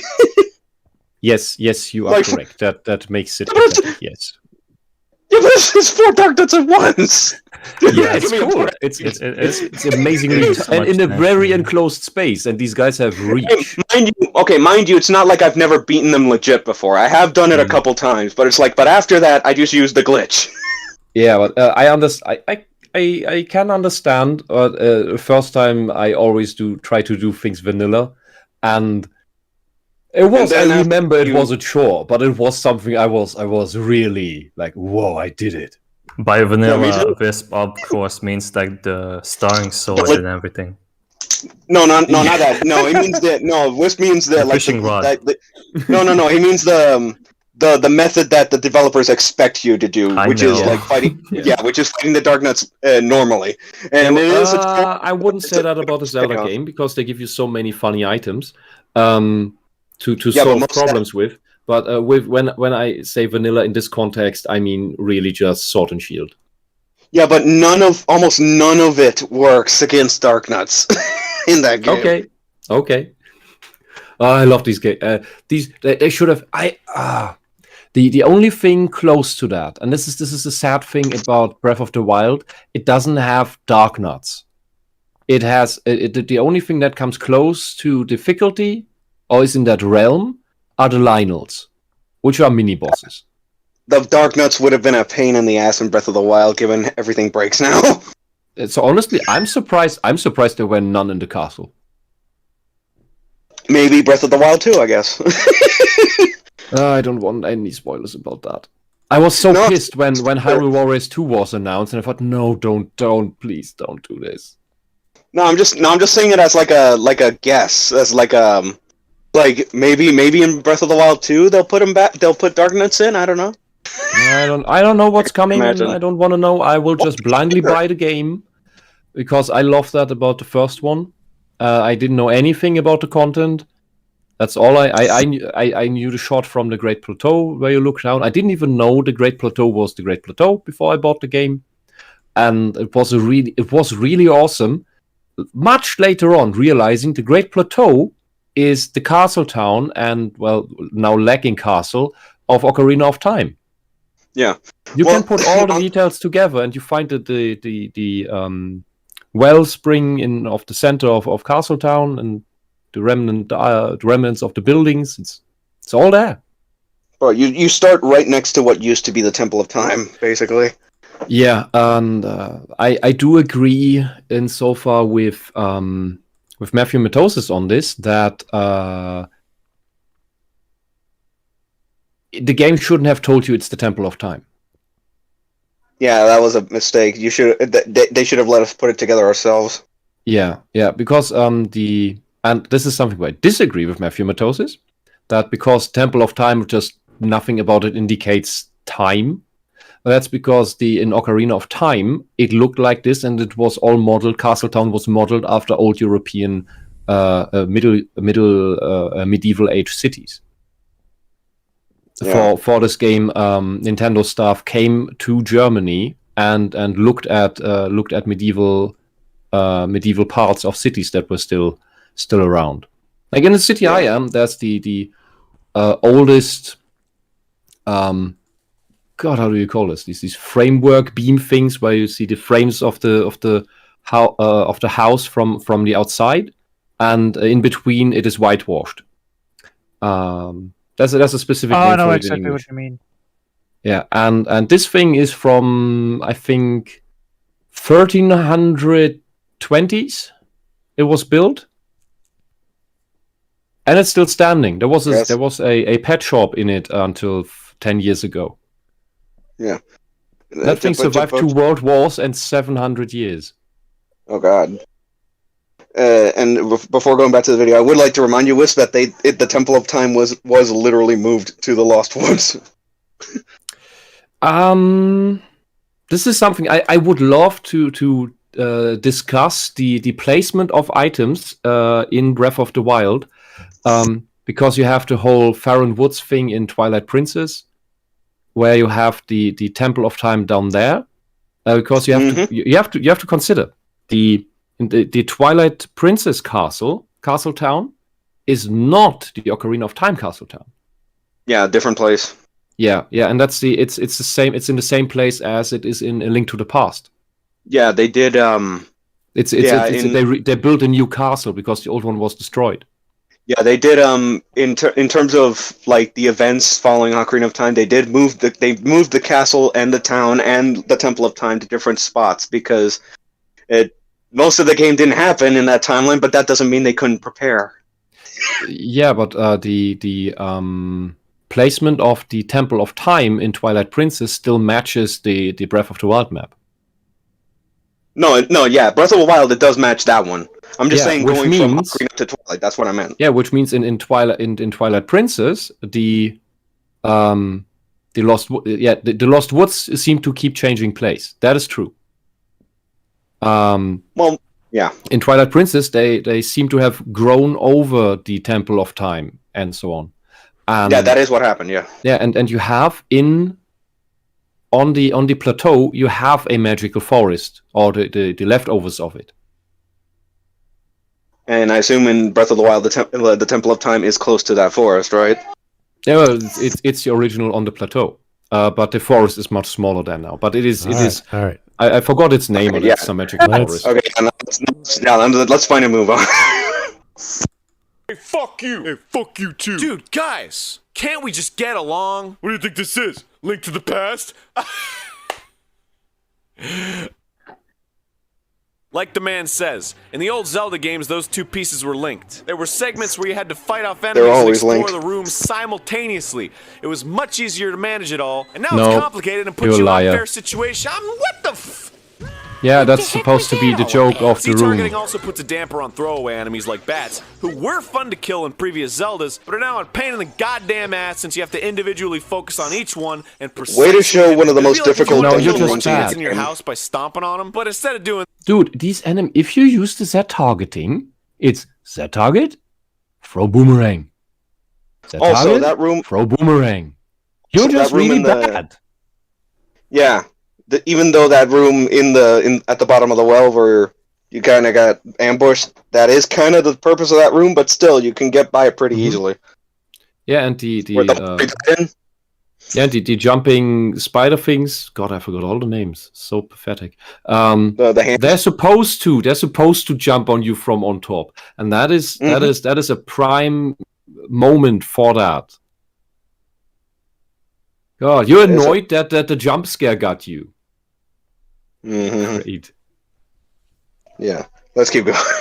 That you pointed us out at each one individually. Now, okay, on the flip side, complicated enemies are a total joy to fight. But the issue then comes up of how they're even designed. Okay, so you as can I mentioned target. before, a lot of the charm from the original Zelda was how ruthless the game was, and a complex fighting system would be perfect place to implement that. But the source of a lot of Ocarina's problems is that the game's idea of difficulty is waiting. There is so much goddamn waiting. Waiting? In what are you talking Ocarina, about? every No, enemy there has isn't. a period where they Just as I mentioned it before, that like you have so many alternatives to approach the spell. Even the one that you're seeing right now. And like he's refusing to do that. He always just see targets and waits for like the time when the enemy hits him, and he can like counter it with another sword attack. And otherwise, he doesn't use any other items than that. And it's so annoying to watch. Also, you can provoke the Star Force into action. Yeah, and also bad decision to have the hover boots on for this fight. Yeah, he had the hover boots for the entire Shadow Temple. It was so hilarious. It was no, you don't do that, especially for this encounter on the boat. He never took them off. Yeah, I'm just saying in general, it's like people that play this game, if you're planning on playing this game, don't have the hover boots on the entire time in the Shadow Temple, please. But let's keep going. But a new item, you need to keep them. Do fucking nothing. Oh, sure, no. And attacking them during this time is useless. Deku Scrub, Stalfos, Lizard You can bait them. Moving on. Gerudo's clams? Waiting. What? Deku shrubs? Your problem is Deku. You keep the distance of the Deku shrub, hold up your shield, and it kills itself. It's like the Octos in Skyward Sword, where you... Well, just defending that isn't enough there. You have to reflect the thing with a timed block, but that's it. That's not too long of a wait. Also, he showed us a frame where he's standing at the Deku shrub. He's probably, because if you wait long enough at them, sometimes they peek out and you can melee hit them. But that really takes a long time, and that is dumb. That's like, also, that's the first dungeon that you enter, the Deku tree. That's the first fight, isn't it? Oh, yeah, and it's the whole Deku the whole first dungeon teaches you how to deal with the Deku shrubs. Just defend. That's what you get the shield for. You also got to remember later in the game, you got to have the right shield on, depending on the era. Because if you use the mirror shield and you try the deflection method, the shield's too strong for the nut, and it just destroys the nut. Oh, I never noticed that. It does, yeah. I actually tried it, and obviously, when you're a kid, you have the big shield. You're not skilled enough to use the big shield, so yeah, you can't hold it to deflect. You can only hide under it like a turtle, yeah. Yeah, like a turtle. But that doesn't prevent you from being roasted by fire. That it did, yeah, that too. Yeah, it is good for the meteor shower at Death Mountain, though. Mm-hmm. But yeah. Man, It's not a difficult thing to do, but it creates the illusion of difficulty because it takes up your time. And that's all it does. What? A fight feels like an ordeal nonsense. when you have to devote a decent amount of time to it, but it's not hard.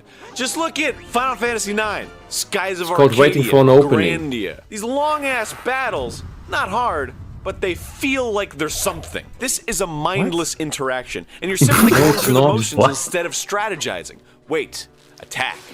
Wait, attack. The strategy is to wait for the opening. Do you understand that concept? I mean, it doesn't It's matter. not very hard to do. It doesn't even matter if it's real time or turn based. This is pretty standard stuff. There's a state. It's called a state machine for AI. AIs have certain modes of behavior, and they jump between states depending on their health, for example, or certain locations, or whatever you're doing. In fact, they always react. It's a state machine, essentially. All these AIs are.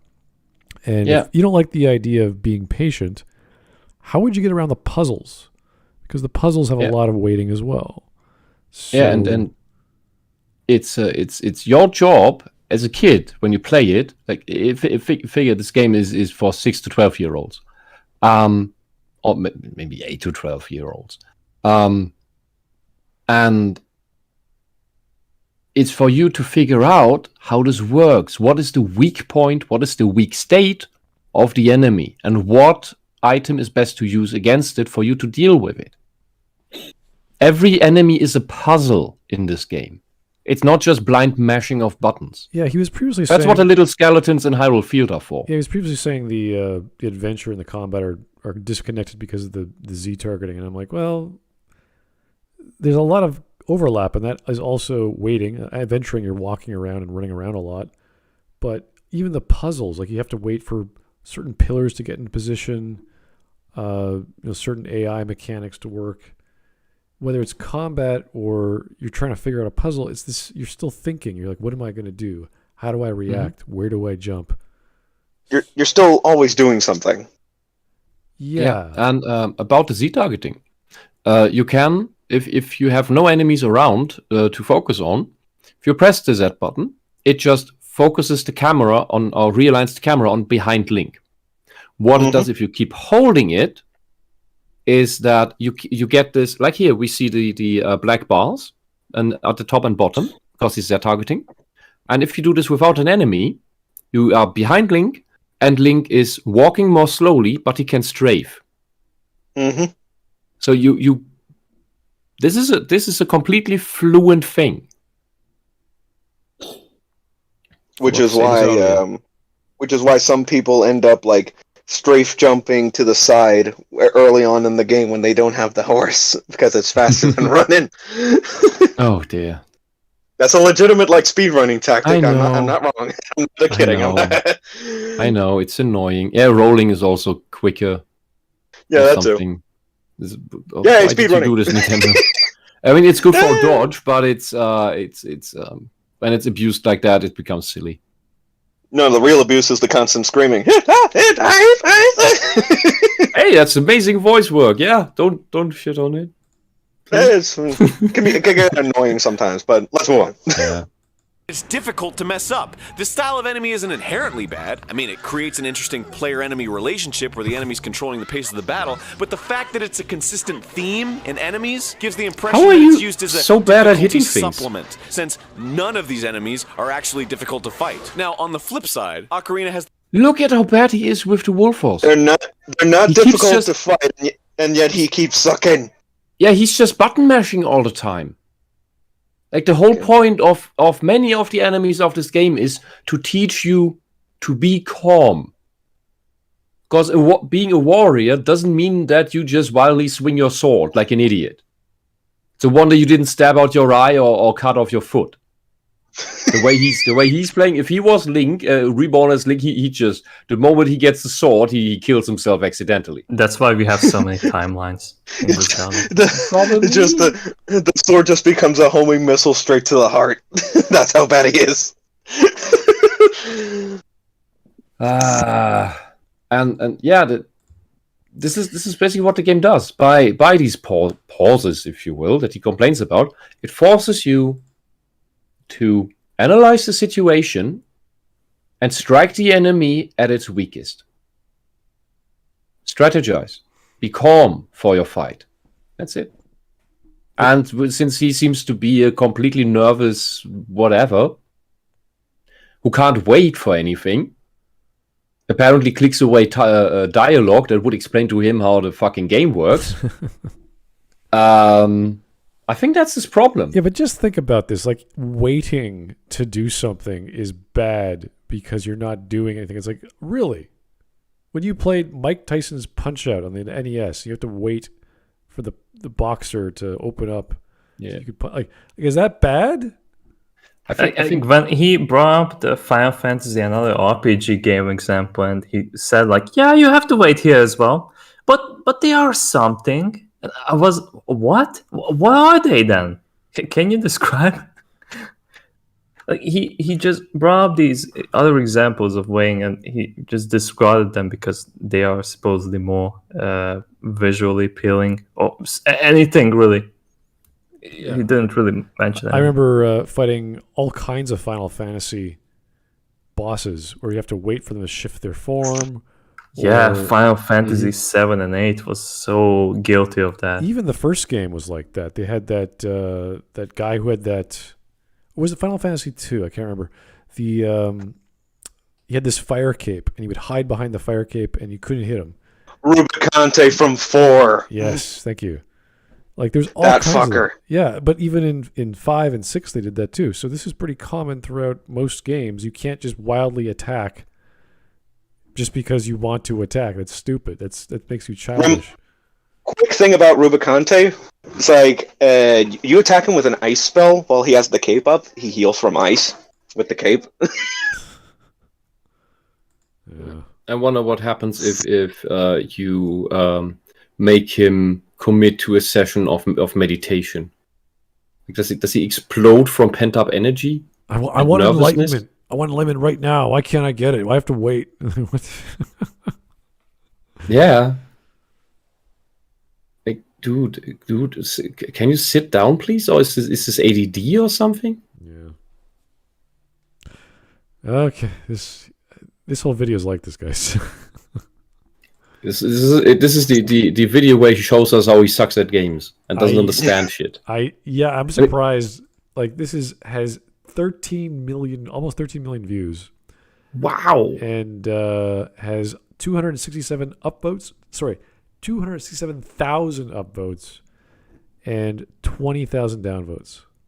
So people, wow, 250,000 of complete idiots. Yeah, that's so scary. They're just liking the jokes and the exaggerations he's making. So in terms of likes and dislikes, it's basically just over a 10-to-1 ratio. It's just fans of his stuff because this is his series where he just makes fun of a game he likes. So it's like, oh, he's just being silly, you know. He's just having a good. This is like the donkey argument. He's like, oh, he's just making jokes. It's like, yes, I think he's just hiding behind that excuse. Yeah. We know he's trying to be serious while being goofy. Definitely. The other one is that this was the last piece of that series. This is the last video of Sequelitis ever. Okay. Yeah. Was it too embarrassing for him? I don't know. I think like he just got like lazy, or like he doesn't seem the appeal of like doing any content for YouTube outside of Let's Plays.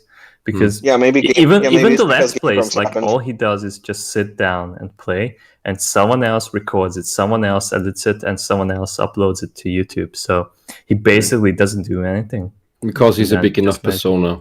Okay. Yes. I want to see him in a real hand-to-hand fight. Like, is he just frantically flailing randomly, or how's that gonna work? You want to fist fight Erin Hansen? No, I just want to watch him and see what happens when he's in hand-to-hand you combat. You can beat him up easily. Like, it doesn't seem like it's not about... I don't question that.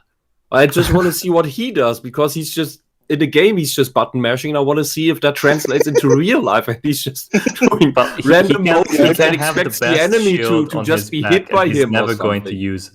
That's for sure. I'd pay to see that. He doesn't know how to put his arms up. He's like, he just gets smacked in the face. I was blocking that. My face. You can't. You. Why did you hit me? I was dodging. I did dodge that.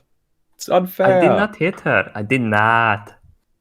These are bad combat mechanics. Okay, let's let's move on. The coolest enemy ever, the Iron Knuckle. It's an enemy that is actually provoked to attack and also to be vulnerable by your own attack, which makes the pace of the battle completely dictated by Like if you you run and into your the ability to fight it. And, Additionally, the nature of his attack pattern and requires it's- you to be aware of your surroundings. You can lure him to attack pillars, which yield hearts to replenish your life, which is another layer of depth to the battle. This is the kind of enemy design Ocarina needed so much more. Yeah, but any Iron Knuckle is easy as fuck if you know what you're doing. Mm-hmm. And if you overuse this enemy, then it's gonna become tiresome. The Yeah, description he just gave better fits the Iron Knuckle in the Dark Nut in Twilight Princess, because the Iron Knuckle is piss easy. Yeah, The all Dark these Knight enemies in have Twilight patterns. Princess is harder than Ganon himself. Yeah, even in a run where you don't get hit by a Dark Nut at all, that just still means you have to put the effort in to make sure that doesn't happen. No, you have one mandatory Dark Knot in the Temple of Time. The first one you ever encounter. You gotta fight at least 2 more in Hyrule Castle. Remember that? Yes. Yeah. They're optional, but they're there. Yeah, but the one in Temple of Time is mandatory. To get the treasure. Actually, no, 3 at the very least in Hyrule Castle. Yeah. Maybe more. Thing is, every enemy has a pattern that you can learn, and that's where you're right. If you use these too much, it gets boring because you learn the pattern too fast. Yeah. What do you think? One of the reasons. Yeah. Why do you think Hyrule Castle and the Cave of Ordeals actually pairs up 2 or more Dark Nuts? Yeah, and this is while they're not as difficult by far, I really like the Dark Nuts in Wind Waker, because they had that a very clear armor destruction mechanic that you needed to do first before you could do damage to them. So you're dodge rolling around, you're waiting for the attack, dodge roll around, destroy the armor, and then you do damage. Yeah, for those 3 games, they definitely tried to keep upscaling the difficulty of the night enemies. The Iron Knuckle here being piss easy if you know what you're doing. And Wind Waker, you got to be more strategic, and in Twilight Princess, they can kick your ass. Bam! You can appreciate the upscaling of difficulty with every game, though. That's definitely they're paying attention to how people are dealing with them. Or at least not upscaling, but at least do a new spin on the tactic. Don't just use the same strategy. That is also true. That's the difference between the this one, the Twilight Princess one, and the Wind Waker one in between. Completely different fighting technique against them. Yeah, with every game that goes on, they make those fights more elaborate with each game. Yeah, and I do like that. Breath of the Wild, where are you? Maybe this is just a wild guess. That's all it is. Maybe they'll put Dark Nuts in Breath of the Wild too. We really don't know at this point. Yeah, yet. you said that. I don't care. Maybe we'll see. I'll play it when I play it, and everyone shut up. Okay. All right, let's go. Urging of combat and world, where you are still very aware of your surrounding in each set piece, even during combat, and the world around you affects your combat. I feel that this particular battle shows how Ocarina could have had an even better combat world connection than Link to the Past, or even the original Zelda, but chose to save it only for many bosses and some boss battles. Could have been every enemy. In any case, yeah, then it becomes boring. To be more combat centric. And it could have been every enemy to knock down pillars and get hearts because it's interactive with the environment.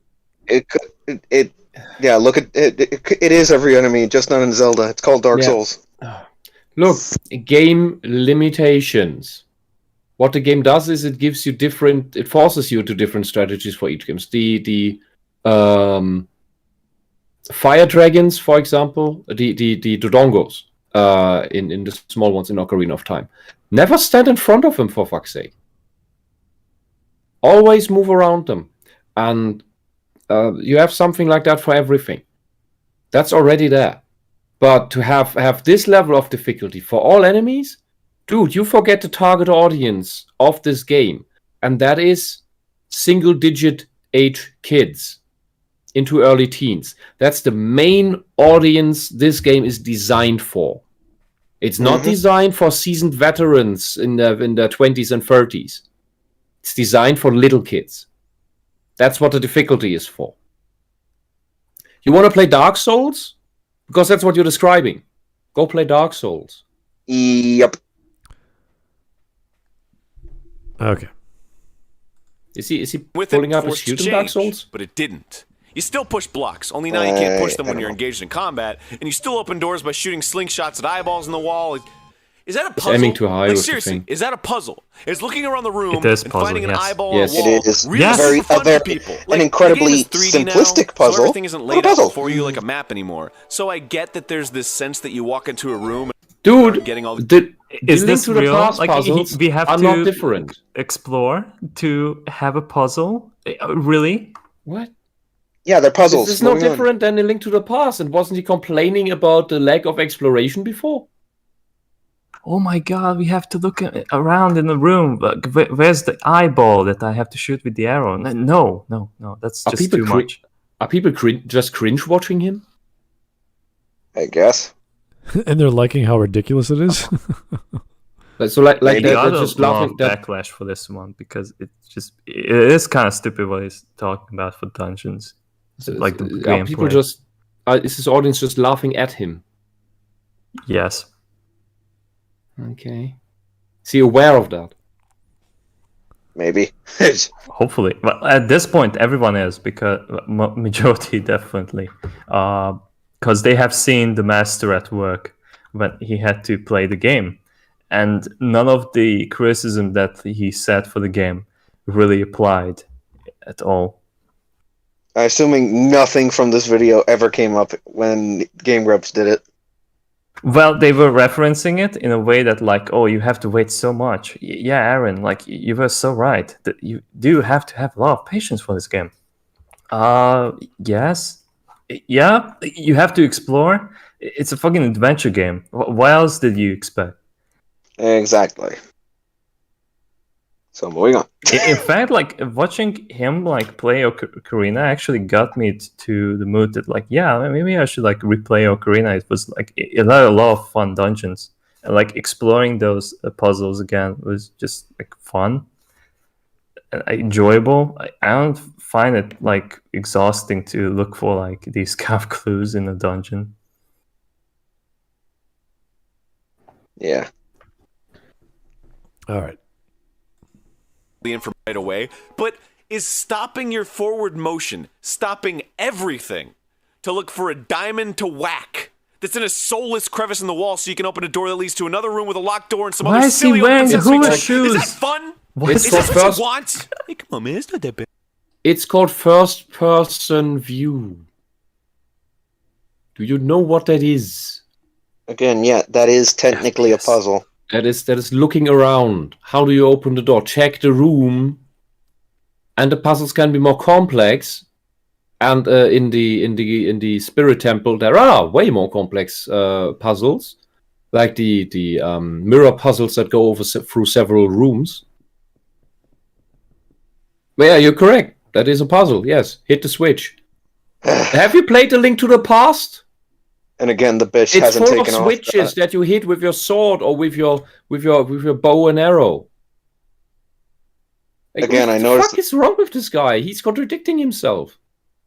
And I noticed that the bitch still hasn't taken off the hover boots yet. He will never take them off. Like he's doesn't going to take- fight Ganon with the hover boots. Does he? I did that.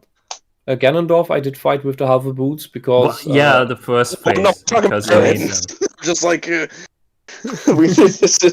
like, wait, Mark, you've seen it. Does he go all the way to Ganon with the hover boots? He takes them off, I think, in the tower, but Before that, he does the majority of the dodges with the hover boots. Yes. Yeah, but does he put them back on for Ganon though? Yes, he does. He does. Oh my god! What the hell, man? If you take them off, you take them off. I think it's the logic is this is the new item, so it must be better. Yeah, but we saw here he has them on in the Spirit Temple, which is a whole other dungeon after.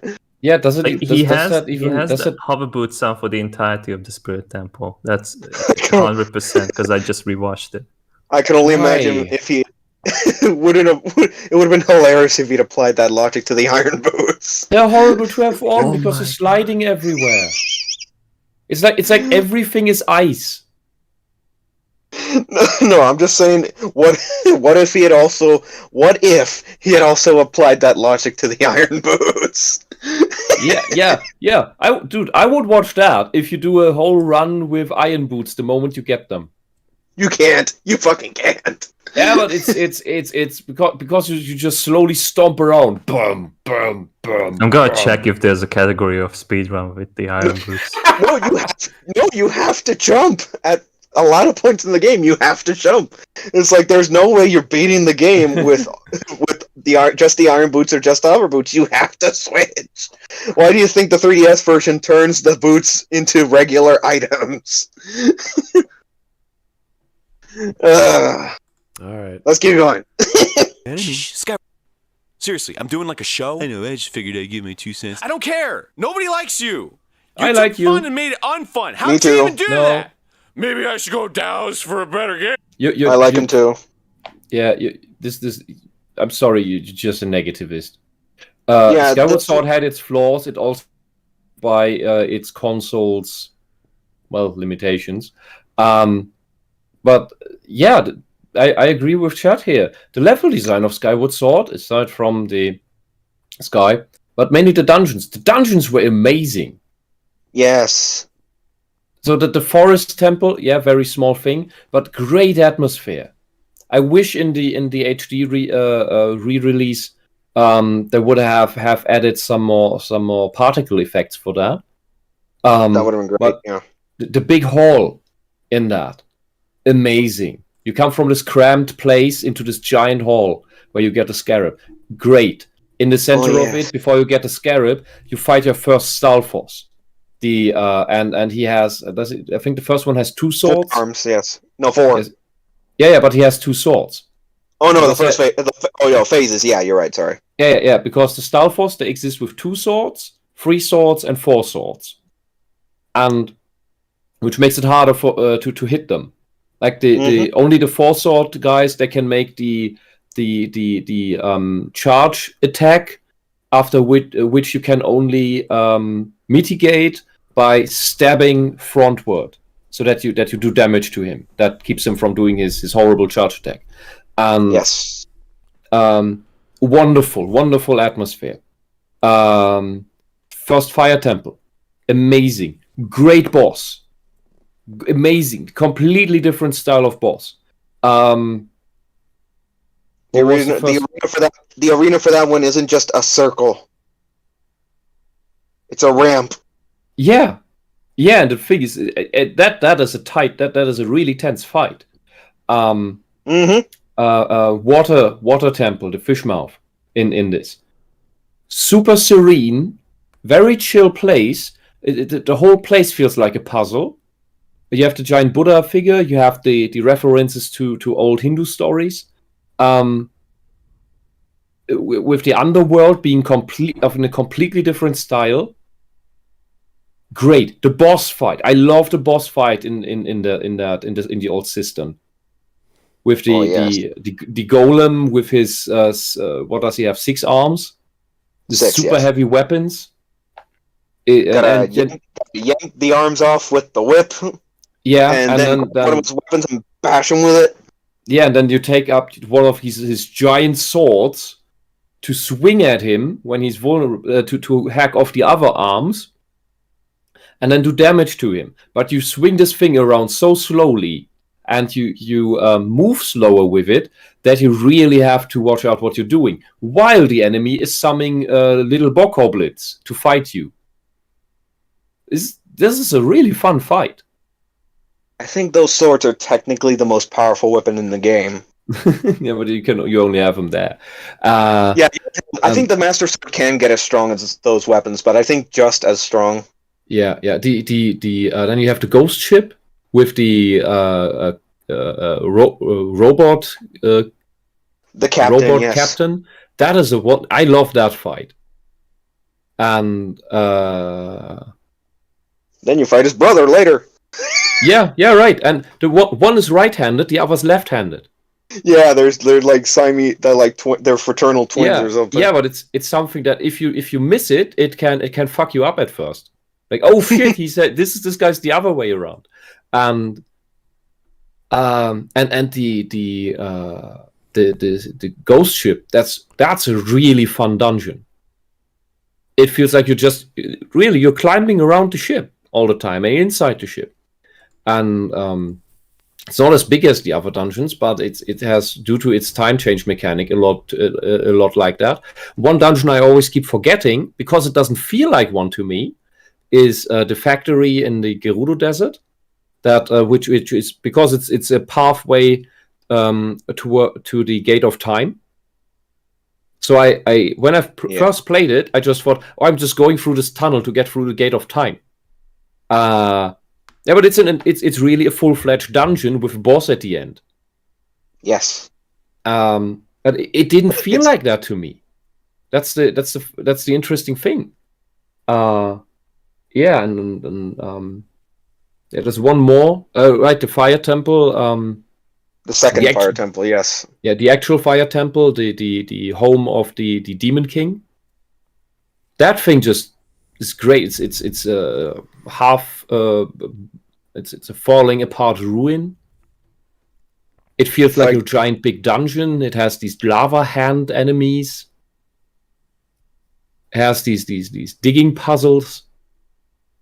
And then the leap of faith of the ramp into the right monster mouth. It was left, yeah. Yeah. Right. Anyway, let's keep going. Awesome stuff. Damn, huh? And that's low. So's my interest in playing you again. Oh shit! Burn! Reminded that this video came out really proud right as Skyward Sword was coming out. Plus, okay. Ken Kaneki tells me in the chat that, remember, he only thinks Skyward Sword is bad because he dies to the first enemies you encounter because he doesn't know how you can block. Because motion controls. Yeah, because the block in Skyward Sword is just shake nunchaku, shake the left controller. And it's basically the one special move from Twilight Princess, the second one, I think, but you use it for more blocking. Yeah, it's just shake controller, shake left controller. And with the Joy-Cons, those things are so fidgety that anything counts. It just does it all the time. It just doesn't take the fucking shield down. It's annoying. And Kalkaneki repeats after that. Oh, another thing, he starts to use walkthroughs when he sucks at a game and still can't progress with the walkthroughs because he doesn't read enough and then says it's a bad walkthrough. Yes, he does that. Like, he goes to, I think, every dungeon he went to. He gets the ZeldaDungeon.net or website for the dungeon walkthrough because he just gets stuck. He gets his co-host to read it for him. Wow. And Ken Kaneki finishes with, he even doxed a walkthrough author once because he was so triggered. Oh. Yeah, that's that. I'm starting to believe these extreme things. But even without that, this guy sounds like an incompetent narc. Yeah, and again, this video was made like right as Skyward Sword came out, and he's just capitalizing on the hate and the unnecessary hate the game was getting. Yeah. If you want, personally, and I think my right Joy-Con is broken. That's why it's very annoying for me to play Skyward Sword. It keeps drifting to 45 degrees, either left or right. I have to recalibrate it like mid-fight and stuff. So it's not an analog stick drift, it's the motion detection drift. I don't know how to fix that. Well, the original Wii version dedicated an entire button to that, so... Yeah. This has it too. But before that, I played the 25th anniversary edition with the Wii Motion Plus, and that was a smooth gameplay. I had no issues with the controls there. But with the Joy-Con, or with this, I don't know why it is like that. I honestly never used it before. It's torture. Yeah. All right. Really hate you. All right, let me explain something. A puzzle is something you have all the information for. The only thing standing between... No. No. That's It's not a opposite puzzle of if you know everything about it.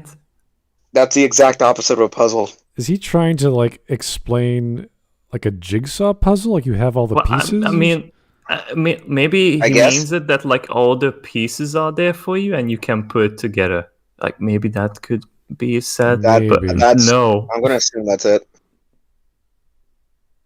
But, well, technically, he has the Zelda dungeon walkthroughs in front of him all the time, so he knows what he needs to do. He just can't accomplish it. What a strange definition of a puzzle. You have all the information in front of you. You just have to solve it. It's like, no, you don't.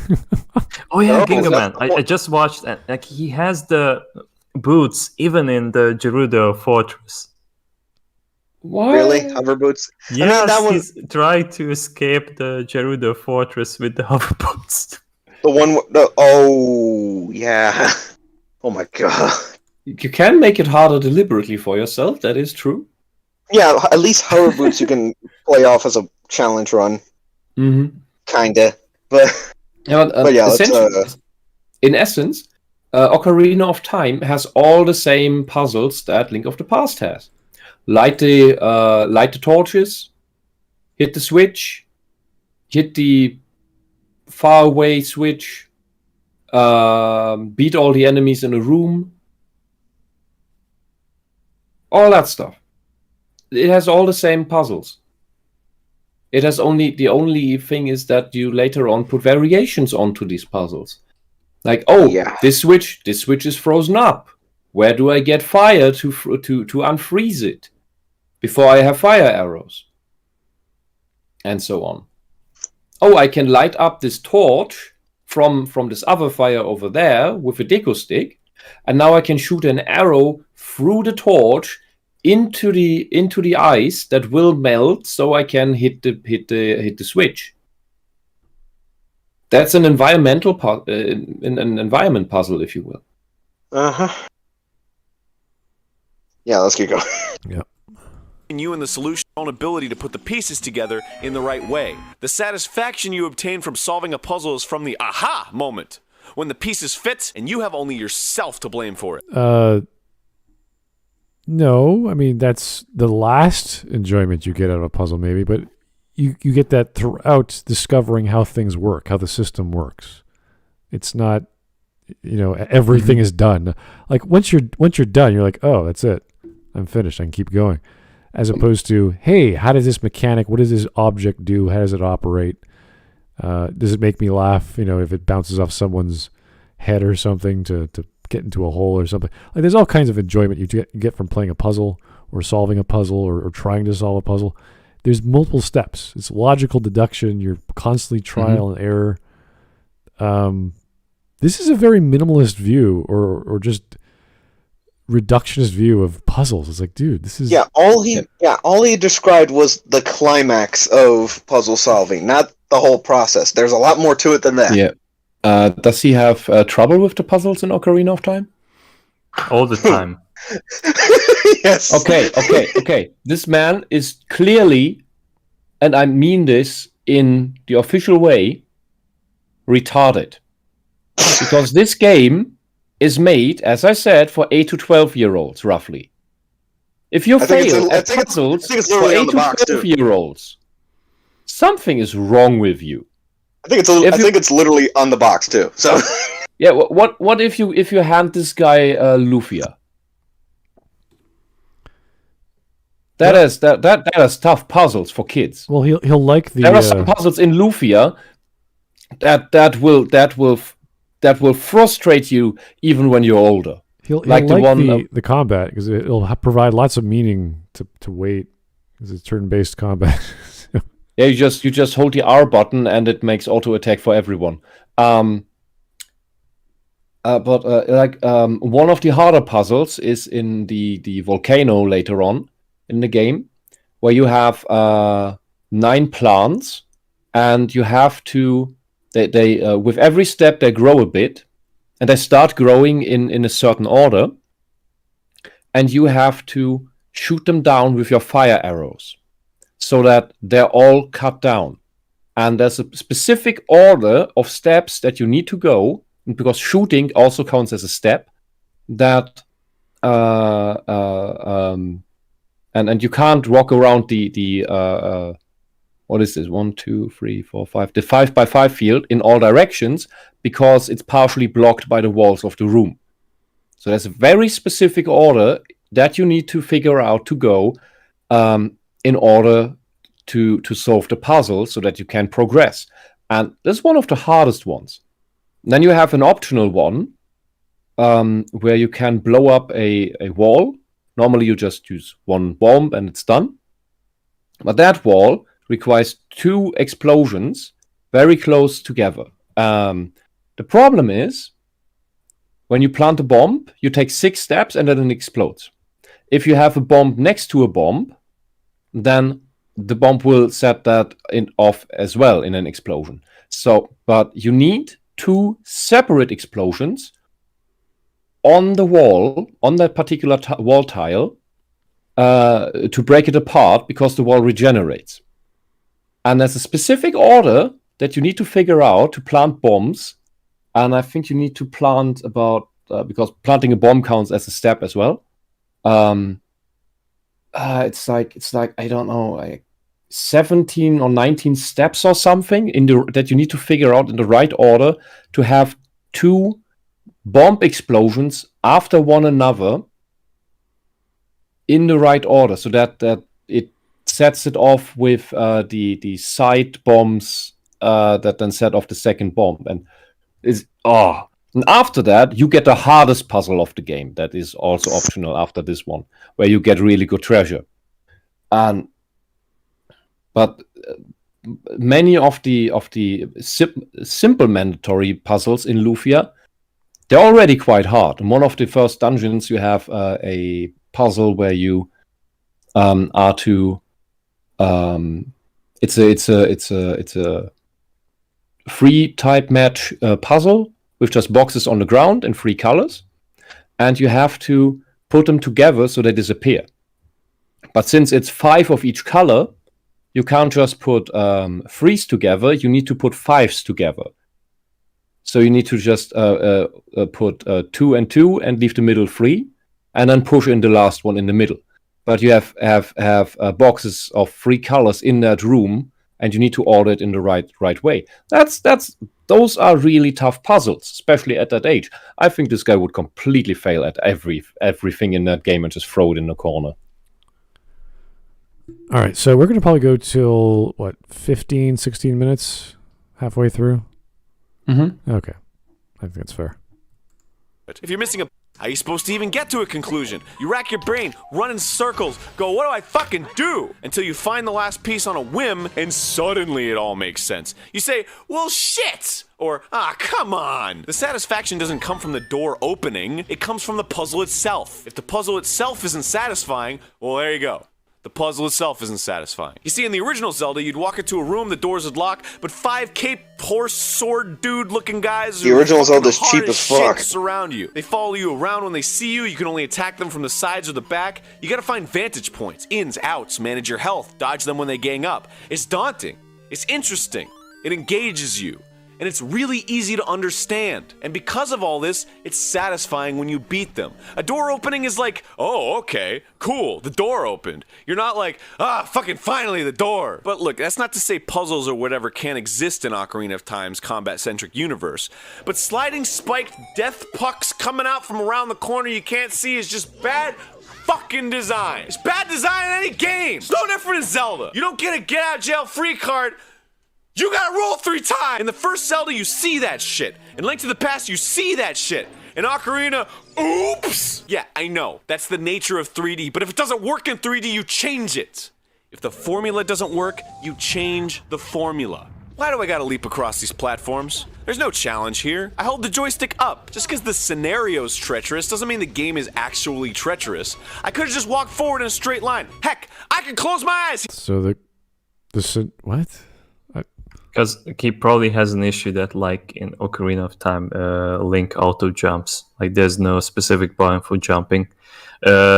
Jumping in that game works is that, like, if you get to the ledge and you're about to leave it, then Link automatically jumps. Forward.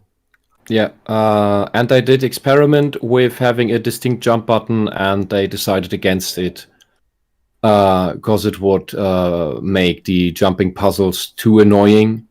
They wanted to keep it simple and straightforward, and I think that added to the game because you don't need to needlessly jump around the world. It really only is necessary for ledges. Yeah, but 19 years later, Breath of the Wild ended up adding a manual jump, but for different reasons. Yeah, Breath of the Wild, the Switch Pro controller also has more buttons. Yes. The N64, in a way, it had more buttons than the Super Nintendo. In another way, it had less. That depended on how you use the C buttons, which are now transformed into the left analog stick. The right analog stick, yeah. Is the number of buttons really a limitation? Because Link's Awakening had a jump ability, and that was a separate item. 5 buttons. Yeah, that was an item. Yes, it was. You had to equip. Yeah, but you could jump in that game as well. Yeah. You could also jump attack and jump run attack, and you could. The fun thing about Link's Awakening was that you could combine the item.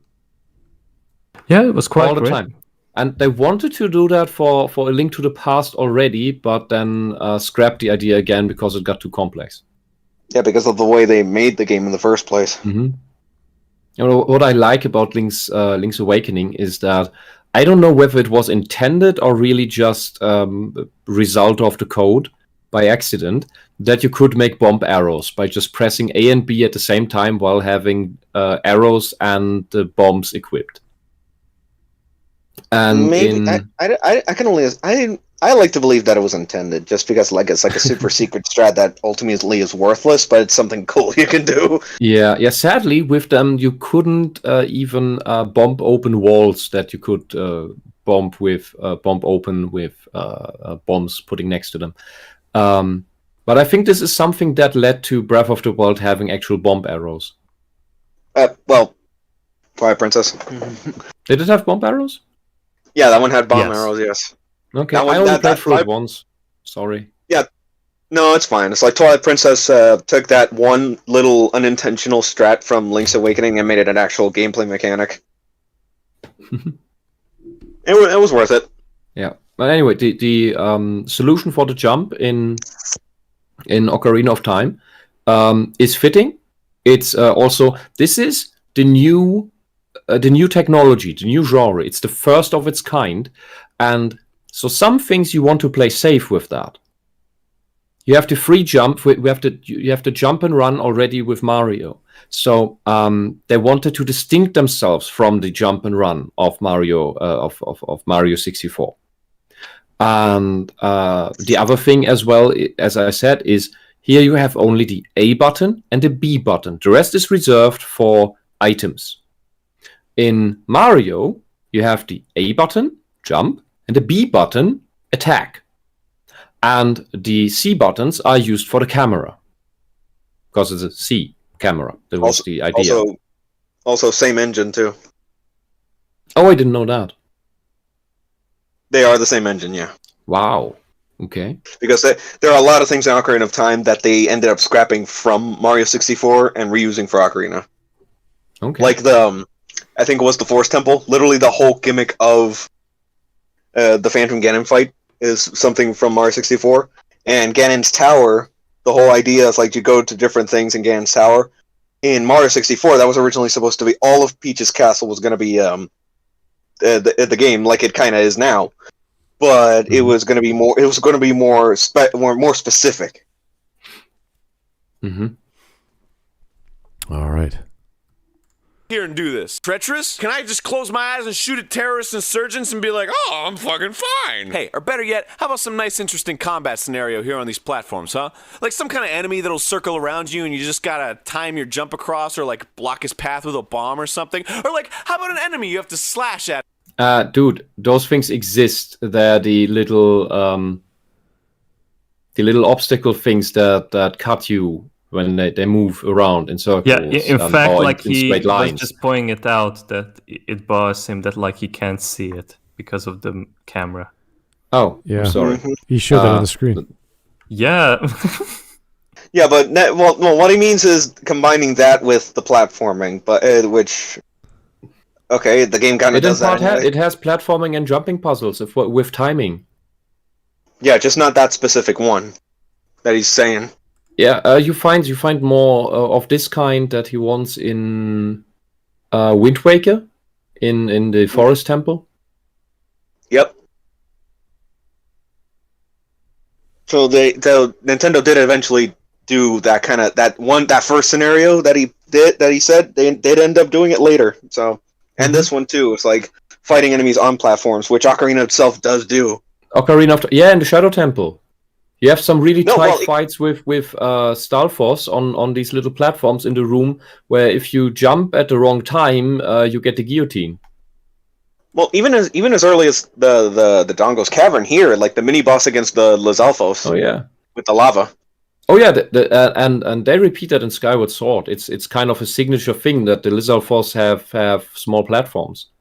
Yes. The Lizalfos also have that out in the outside world at times when you encounter them. And the Drongo Cave, of course. The Beamos are on small platforms. What else? You really got to pay attention to those. Yeah, this dude. Everything he complains about is in the game. I'm just glad Twilight Princess never put you up against the Dark Knight on a platform. That would have been a pain in the ass. Yeah, I'd rather stay in the cave. At least that has walls. Yeah. Okay. Yeah. Let's move on now. At enough to knock it off the edge, but when you slash him, he also kind of slashes and knocks you back like another well-designed enemy in some other fucking game. I just made that up. I didn't even. Ocarina doesn't. No, you can push the Stalfos off the edge into the bottomless pit in the Shadow Temple. So he just in the Shadow Temple, yes. Past in Ocarina yes. of Time. There's also in the Forest Temple. There's this one room with the hole in the middle, in the center of the room. No. They stand. They bypass that. Remember? Really? They can, yeah. They float on that part. I don't know if it was intentional or not, but they do. They don't fall down that hole. In the Shadow Temple, yes, you can knock them off. Oh.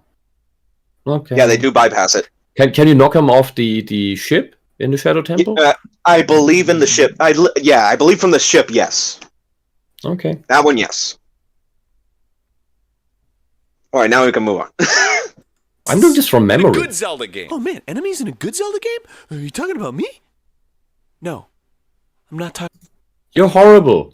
Skyward Sword has amazing enemies. The Moblins, for example, the fat guys. Yeah, they have tons of health, but the really fun thing is you have equally tons of strategies that you can beat them with.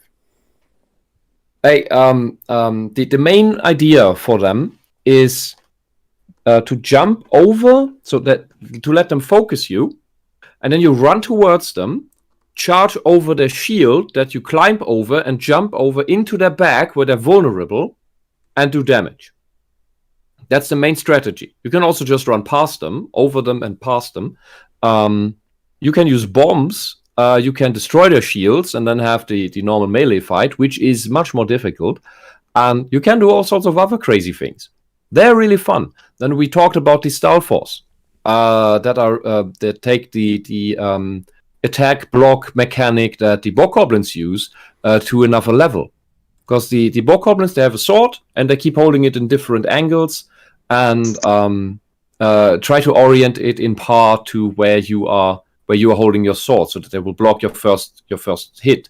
You can also wait until they go into hold it another way, then you can hit them, or in the moment that because they telegraph their attack for a really long time, that's also when you can attack them.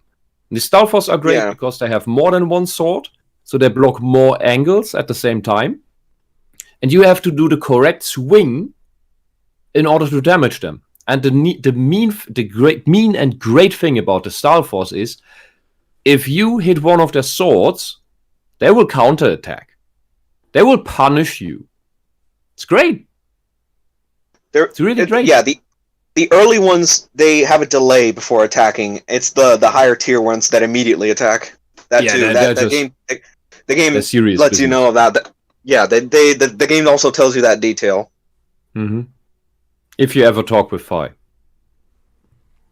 Well, no, I mean, like, in terms of, like, actually interacting with the Stalfos, like, you actually see it. That, like, the first one doesn't attack immediately when you hit the sword.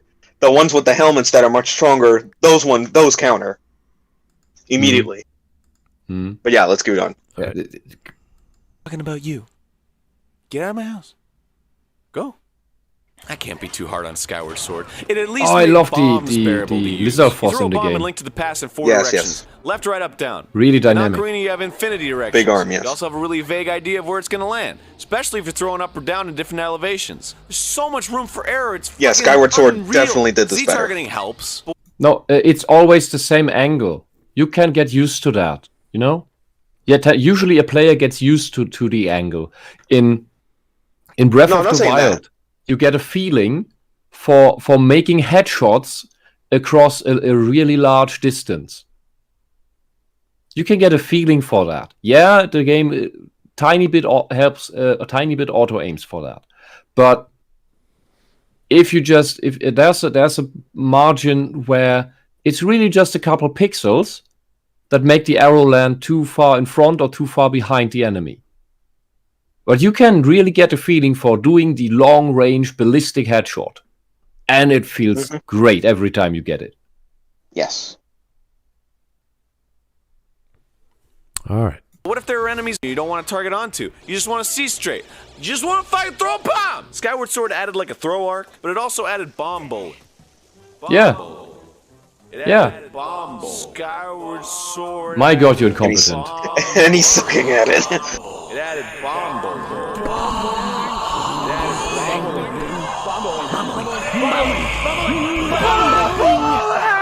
Yeah, okay, fuck Skyward Sword. It still handles treasure chests dumb, but to be fair, Ocarina started it. You know, okay, in each dungeon, Ocarina has a unique item in a regular old treasure chest. In each dungeon, it just kind of shows up after a random battle with some enemies. Link to the Past had a giant fucking treasure chest that needed a big key to open. The big key also opened the door to the boss. There's like a genuine giddiness to finding a treasure with such a huge implication to it.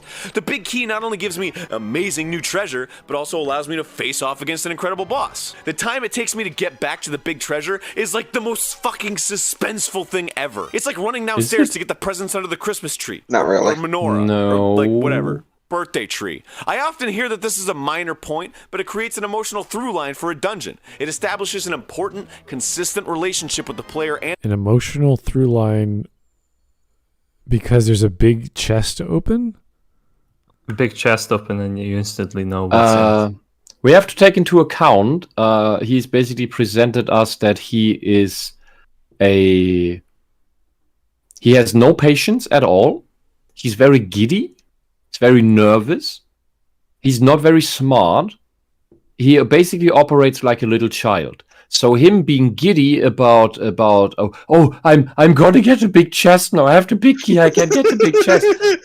It fits completely into what he's so far presented to us as a personality issue. This guy's not his mental age. His mental age is not his biological age by far. The emotional attachment or an emotional through line, like there's some sort of story happening in his brain. Oh, once I get the big key, that means I get to open the big door with the big chest. It's like, dude, are you okay? He's just projecting at this point. Once he can get the big chest open, then he's fine. He's like, gimme. I'm having a nervous reaction to this big key I suddenly picked up. Oh my god.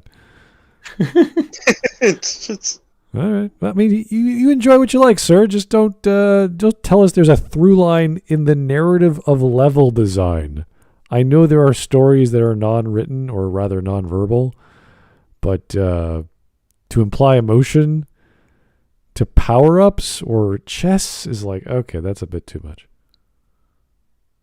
Anyway.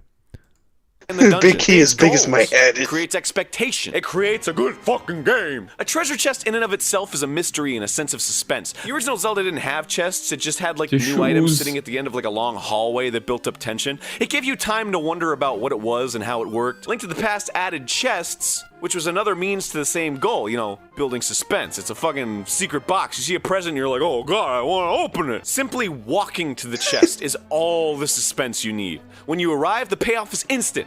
It opens right away when you hit the button. It shows what it is, done. I know, it may not appear epic, and it may seem kind of silly and video gamey, but the feeling of suspense is real and very valid.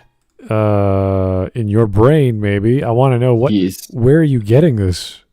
Yeah, I think he's completely overvaluing this. You could say this about any pickup item in any game. It's like, what's that over there? It's shiny, it's floating, it's got little particle effects around it. Let's go check it out. That's the same thing. Isn't like having a cutscene and suspense and dramatic music that builds up more suspenseful than just instantly knowing like what you're gonna get? You know what this makes me wonder? Does he love J.J. Abrams mystery boxes? I don't know. I hope not. I hope not. I'd rather not listen to his reviews. The suspense must be killing him about these mystery boxes that will never be opened. That previous guy who did the Fallout problem was like, oh, there's no fanfare when you loot a corpse. And you're like, what? Yeah, as he likes Zelda so much because every time you opened a box, it was da-na-na-na. You're like, okay, that's... You want that with the corpse looting? He wanted something special. I don't know. He wanted to feel special, and he didn't feel special playing Fallout or. I want to feel the corpse. Bioshock. These are so weird descriptions of all the same issue of just give me attention, make me feel amazing, make me feel giddy, give me stuff that I feel like an appreciated child. Yeah, why isn't the pinnacle of video game level design for adventure platformer? Why isn't it amazingly awesome all the time? Why? It's like, dude, I don't know, dude. You tell me. Why do you feel that way? Yeah, so that the amazing can be amazing, you need some stretches of not amazing. It can't be. Otherwise, you have to do the every level must be more epic than the last. Yeah, it's kind of like when you're in Assassin's Creed and you check out some great building from 500 years ago. It's like, wow, I can't wait to actually. I can see in the distance. I can't wait to climb it, and it's not like constantly super awesome every single step you take. It's like, oh, why isn't it bleeding me out? Like, dude, it's a puzzle. It's supposed to be that way. Yeah, I can tell you right. It's just climbing. Yeah, it's nothing amazing. Like, it is fun to climb. I admit that. The parkour is great in Assassin's Creed. And combine that with historical buildings and structures from Italy. Like, that's cool. No one can do that now. You can't just start climbing a church in Italy. Okay, dude, what are you doing there? That is 700 years old. You're gonna get hurt. You're gonna it's like to jail. That's just because you can. Please don't put up a high rope on Notre Dame just to walk across it. Yeah. Just because you can climb the side of the Roman Colosseum in Brotherhood doesn't mean you can get away with that shit now. Yeah, and what ends up happening at the end of those climbs is you get an eagle height or an eagle view. Yeah, you go up to the viewpoint. You got to go up to the viewpoint. You synchronize to add more to your map, and then you do the leap of faith and go right back down. Yeah, exactly. So it's like this whole process, and you know you're going to get that view, but that's not the fun part. The fun part is the actual puzzle. Is trying to figure out how to jump and how to climb and what to do to get around stuff. So yeah, and then you get a Korok. Sorry? Wait, what? And then you get a Korok? A Korok? Really? I mean, you could kind of equate the viewpoint synchronization with the Koroks, I guess. But at least the viewpoints worthwhile. actually the viewpoints are more worthwhile because they give you more. They add more to your fucking map. Mm-hmm. You don't have 600 unnecessary Koroks in Assassin's Creed. Yeah, I mean, Assassin's Creed 2 comes close. I think that one has like 72 or 76 viewpoints total. I wouldn't call that coming close to 900.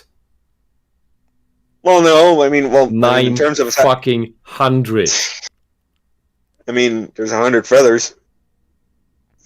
Anyway, It's not 900. We're at the 16-minute mark. We could take a breather tonight and do it tomorrow if you want. I think there's plenty more crap from this guy in this video.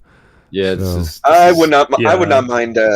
I would not mind continuing this one. Yeah. This is painfully entertaining. Yeah, exactly. Yeah, it's entertaining. At least we're not getting like utterly pissed off like with some of the more recent and videos. no politics. Oh my god. I know. For once. This is just bad take. Yeah. Bad take. Entertaining guy doesn't know what he's talking about. It's like, thank you. I didn't hear this saying socialism once. I know. It's a good sign.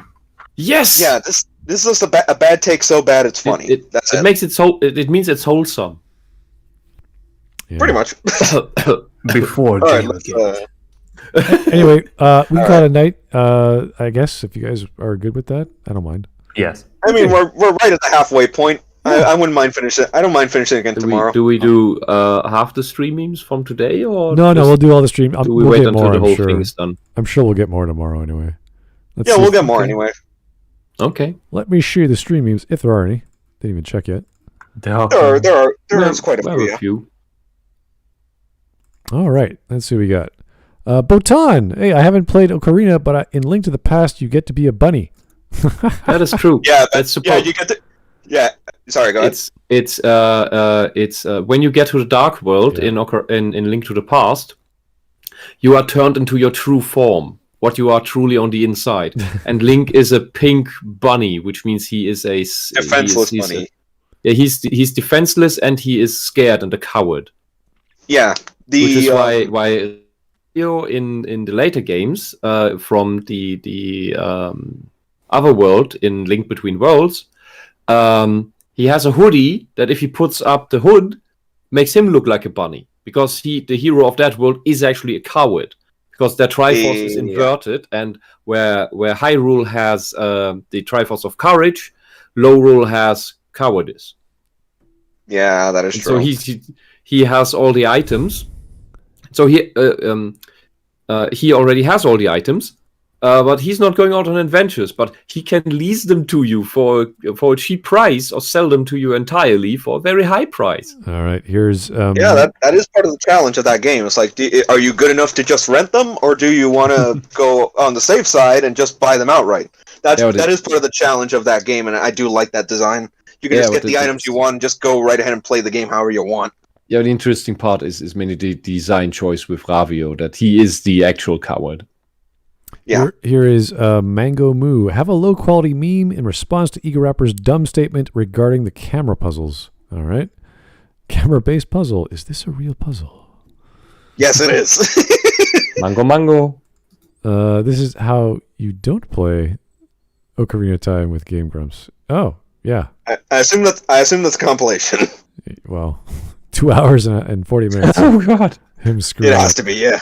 I think like the original playthrough was 11 hours or 12 hours maybe. Okay. That's why I'm saying that the 2 hour one here, that's most definitely a compilation. It's a compilation, and it also contains like many correct ways of playing through some of the levels and quoting some of Aaron's bullshit.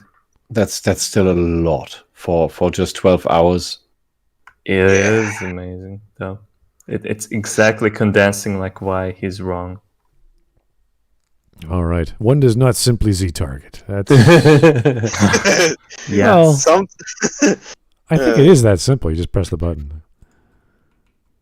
I'm the dumbest. I mean, yeah, it's not that simple, but it's still relatively simple. Yeah, I'd say it's pretty straightforward. Anyway, Yeah. I'm the dumbest man alive. Ever find that watching a thing creates a strange disconnect from the world around you? You're clearly dumber.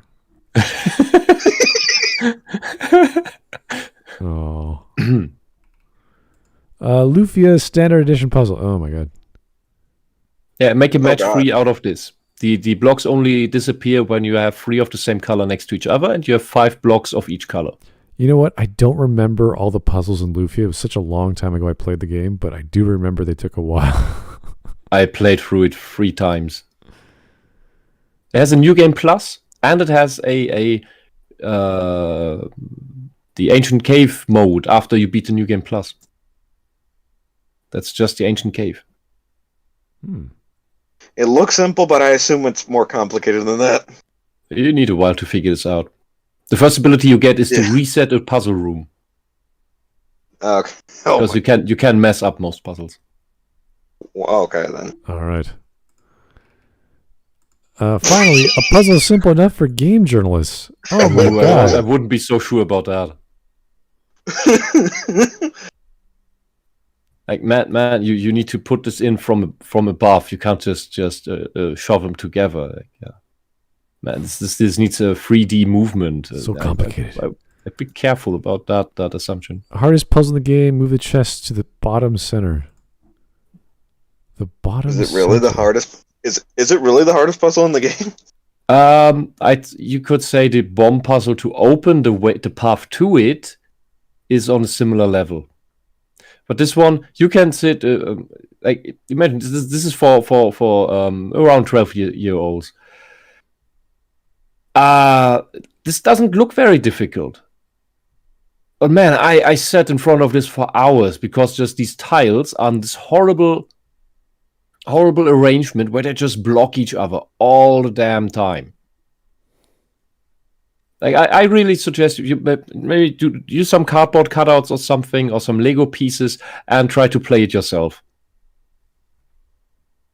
Dude, and you only have this move, and you only ever can move one of the tiles. All right, dude. I'm trying to do it in my head, and I'm getting confused already. Is this the type of puzzle he likes? I guess. It may be. Time for a challenge. Oh, 4 pieces. I thought that was all the shortbread same. or something, but it's probably just cardboard. Yeah, it makes me think of shortbread. I don't know why. Kinda. It has like that grainy look to it, I guess. This one's tricky. Oh, it's 8 pieces. 8. Oh boy. And then the next. Maybe you can look up a walkthrough for this.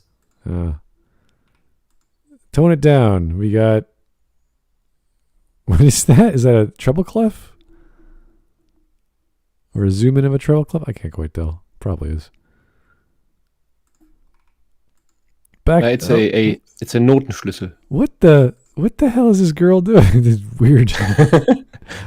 They have It's all a stock these photo. Yeah, there's if all you these- ever need a stock photo like this, you have it here, right there's here. all these weird videos and photos, like stock videos and photos of people doing weird shit, and like what is this? Look, this But stock women photo are has the ultimate finally puzzle. found its use. What is this? What? So your shtick is to play games retardedly and then to get angry at the games for your frustration. Yeah, that's. Mhm. Sometimes he made amazing videos. He made really fun spoofs on Metal Gear and other games. Oh boy, I thought yeah, were great. those. Nowadays he's not too happy about them because he has become fully politically correct. So Oh god. he realized that, like, oh no, I used the N-word back then in those Flash videos I made. Now I shouldn't really talk about them, or even so. He privated some of his Let's Plays from back in the day, Oh, where god. he said Okay, some no-no words. Okay. Please tell me this one is real. Choose a difficulty in. Is this Stick of Truth or what is this? I think it Fractured is. Butthole. It is. No, it's the sequel. It's the sequel. Okay. Fractured Butthole, I think it is. I thought that was a joke. No, that's the name. Oh. No, in That's early games in the 90s, I think it was in the LucasArts adventure. Something like oh god, I forgot the name. Not Mystic Quest, not Dragon Quest. Well, Quest for Glory. I think it was Quest for Glory really? or something similar of that vein. It had an advertisement sticker on it. Now with easy mode for games journalists. Really?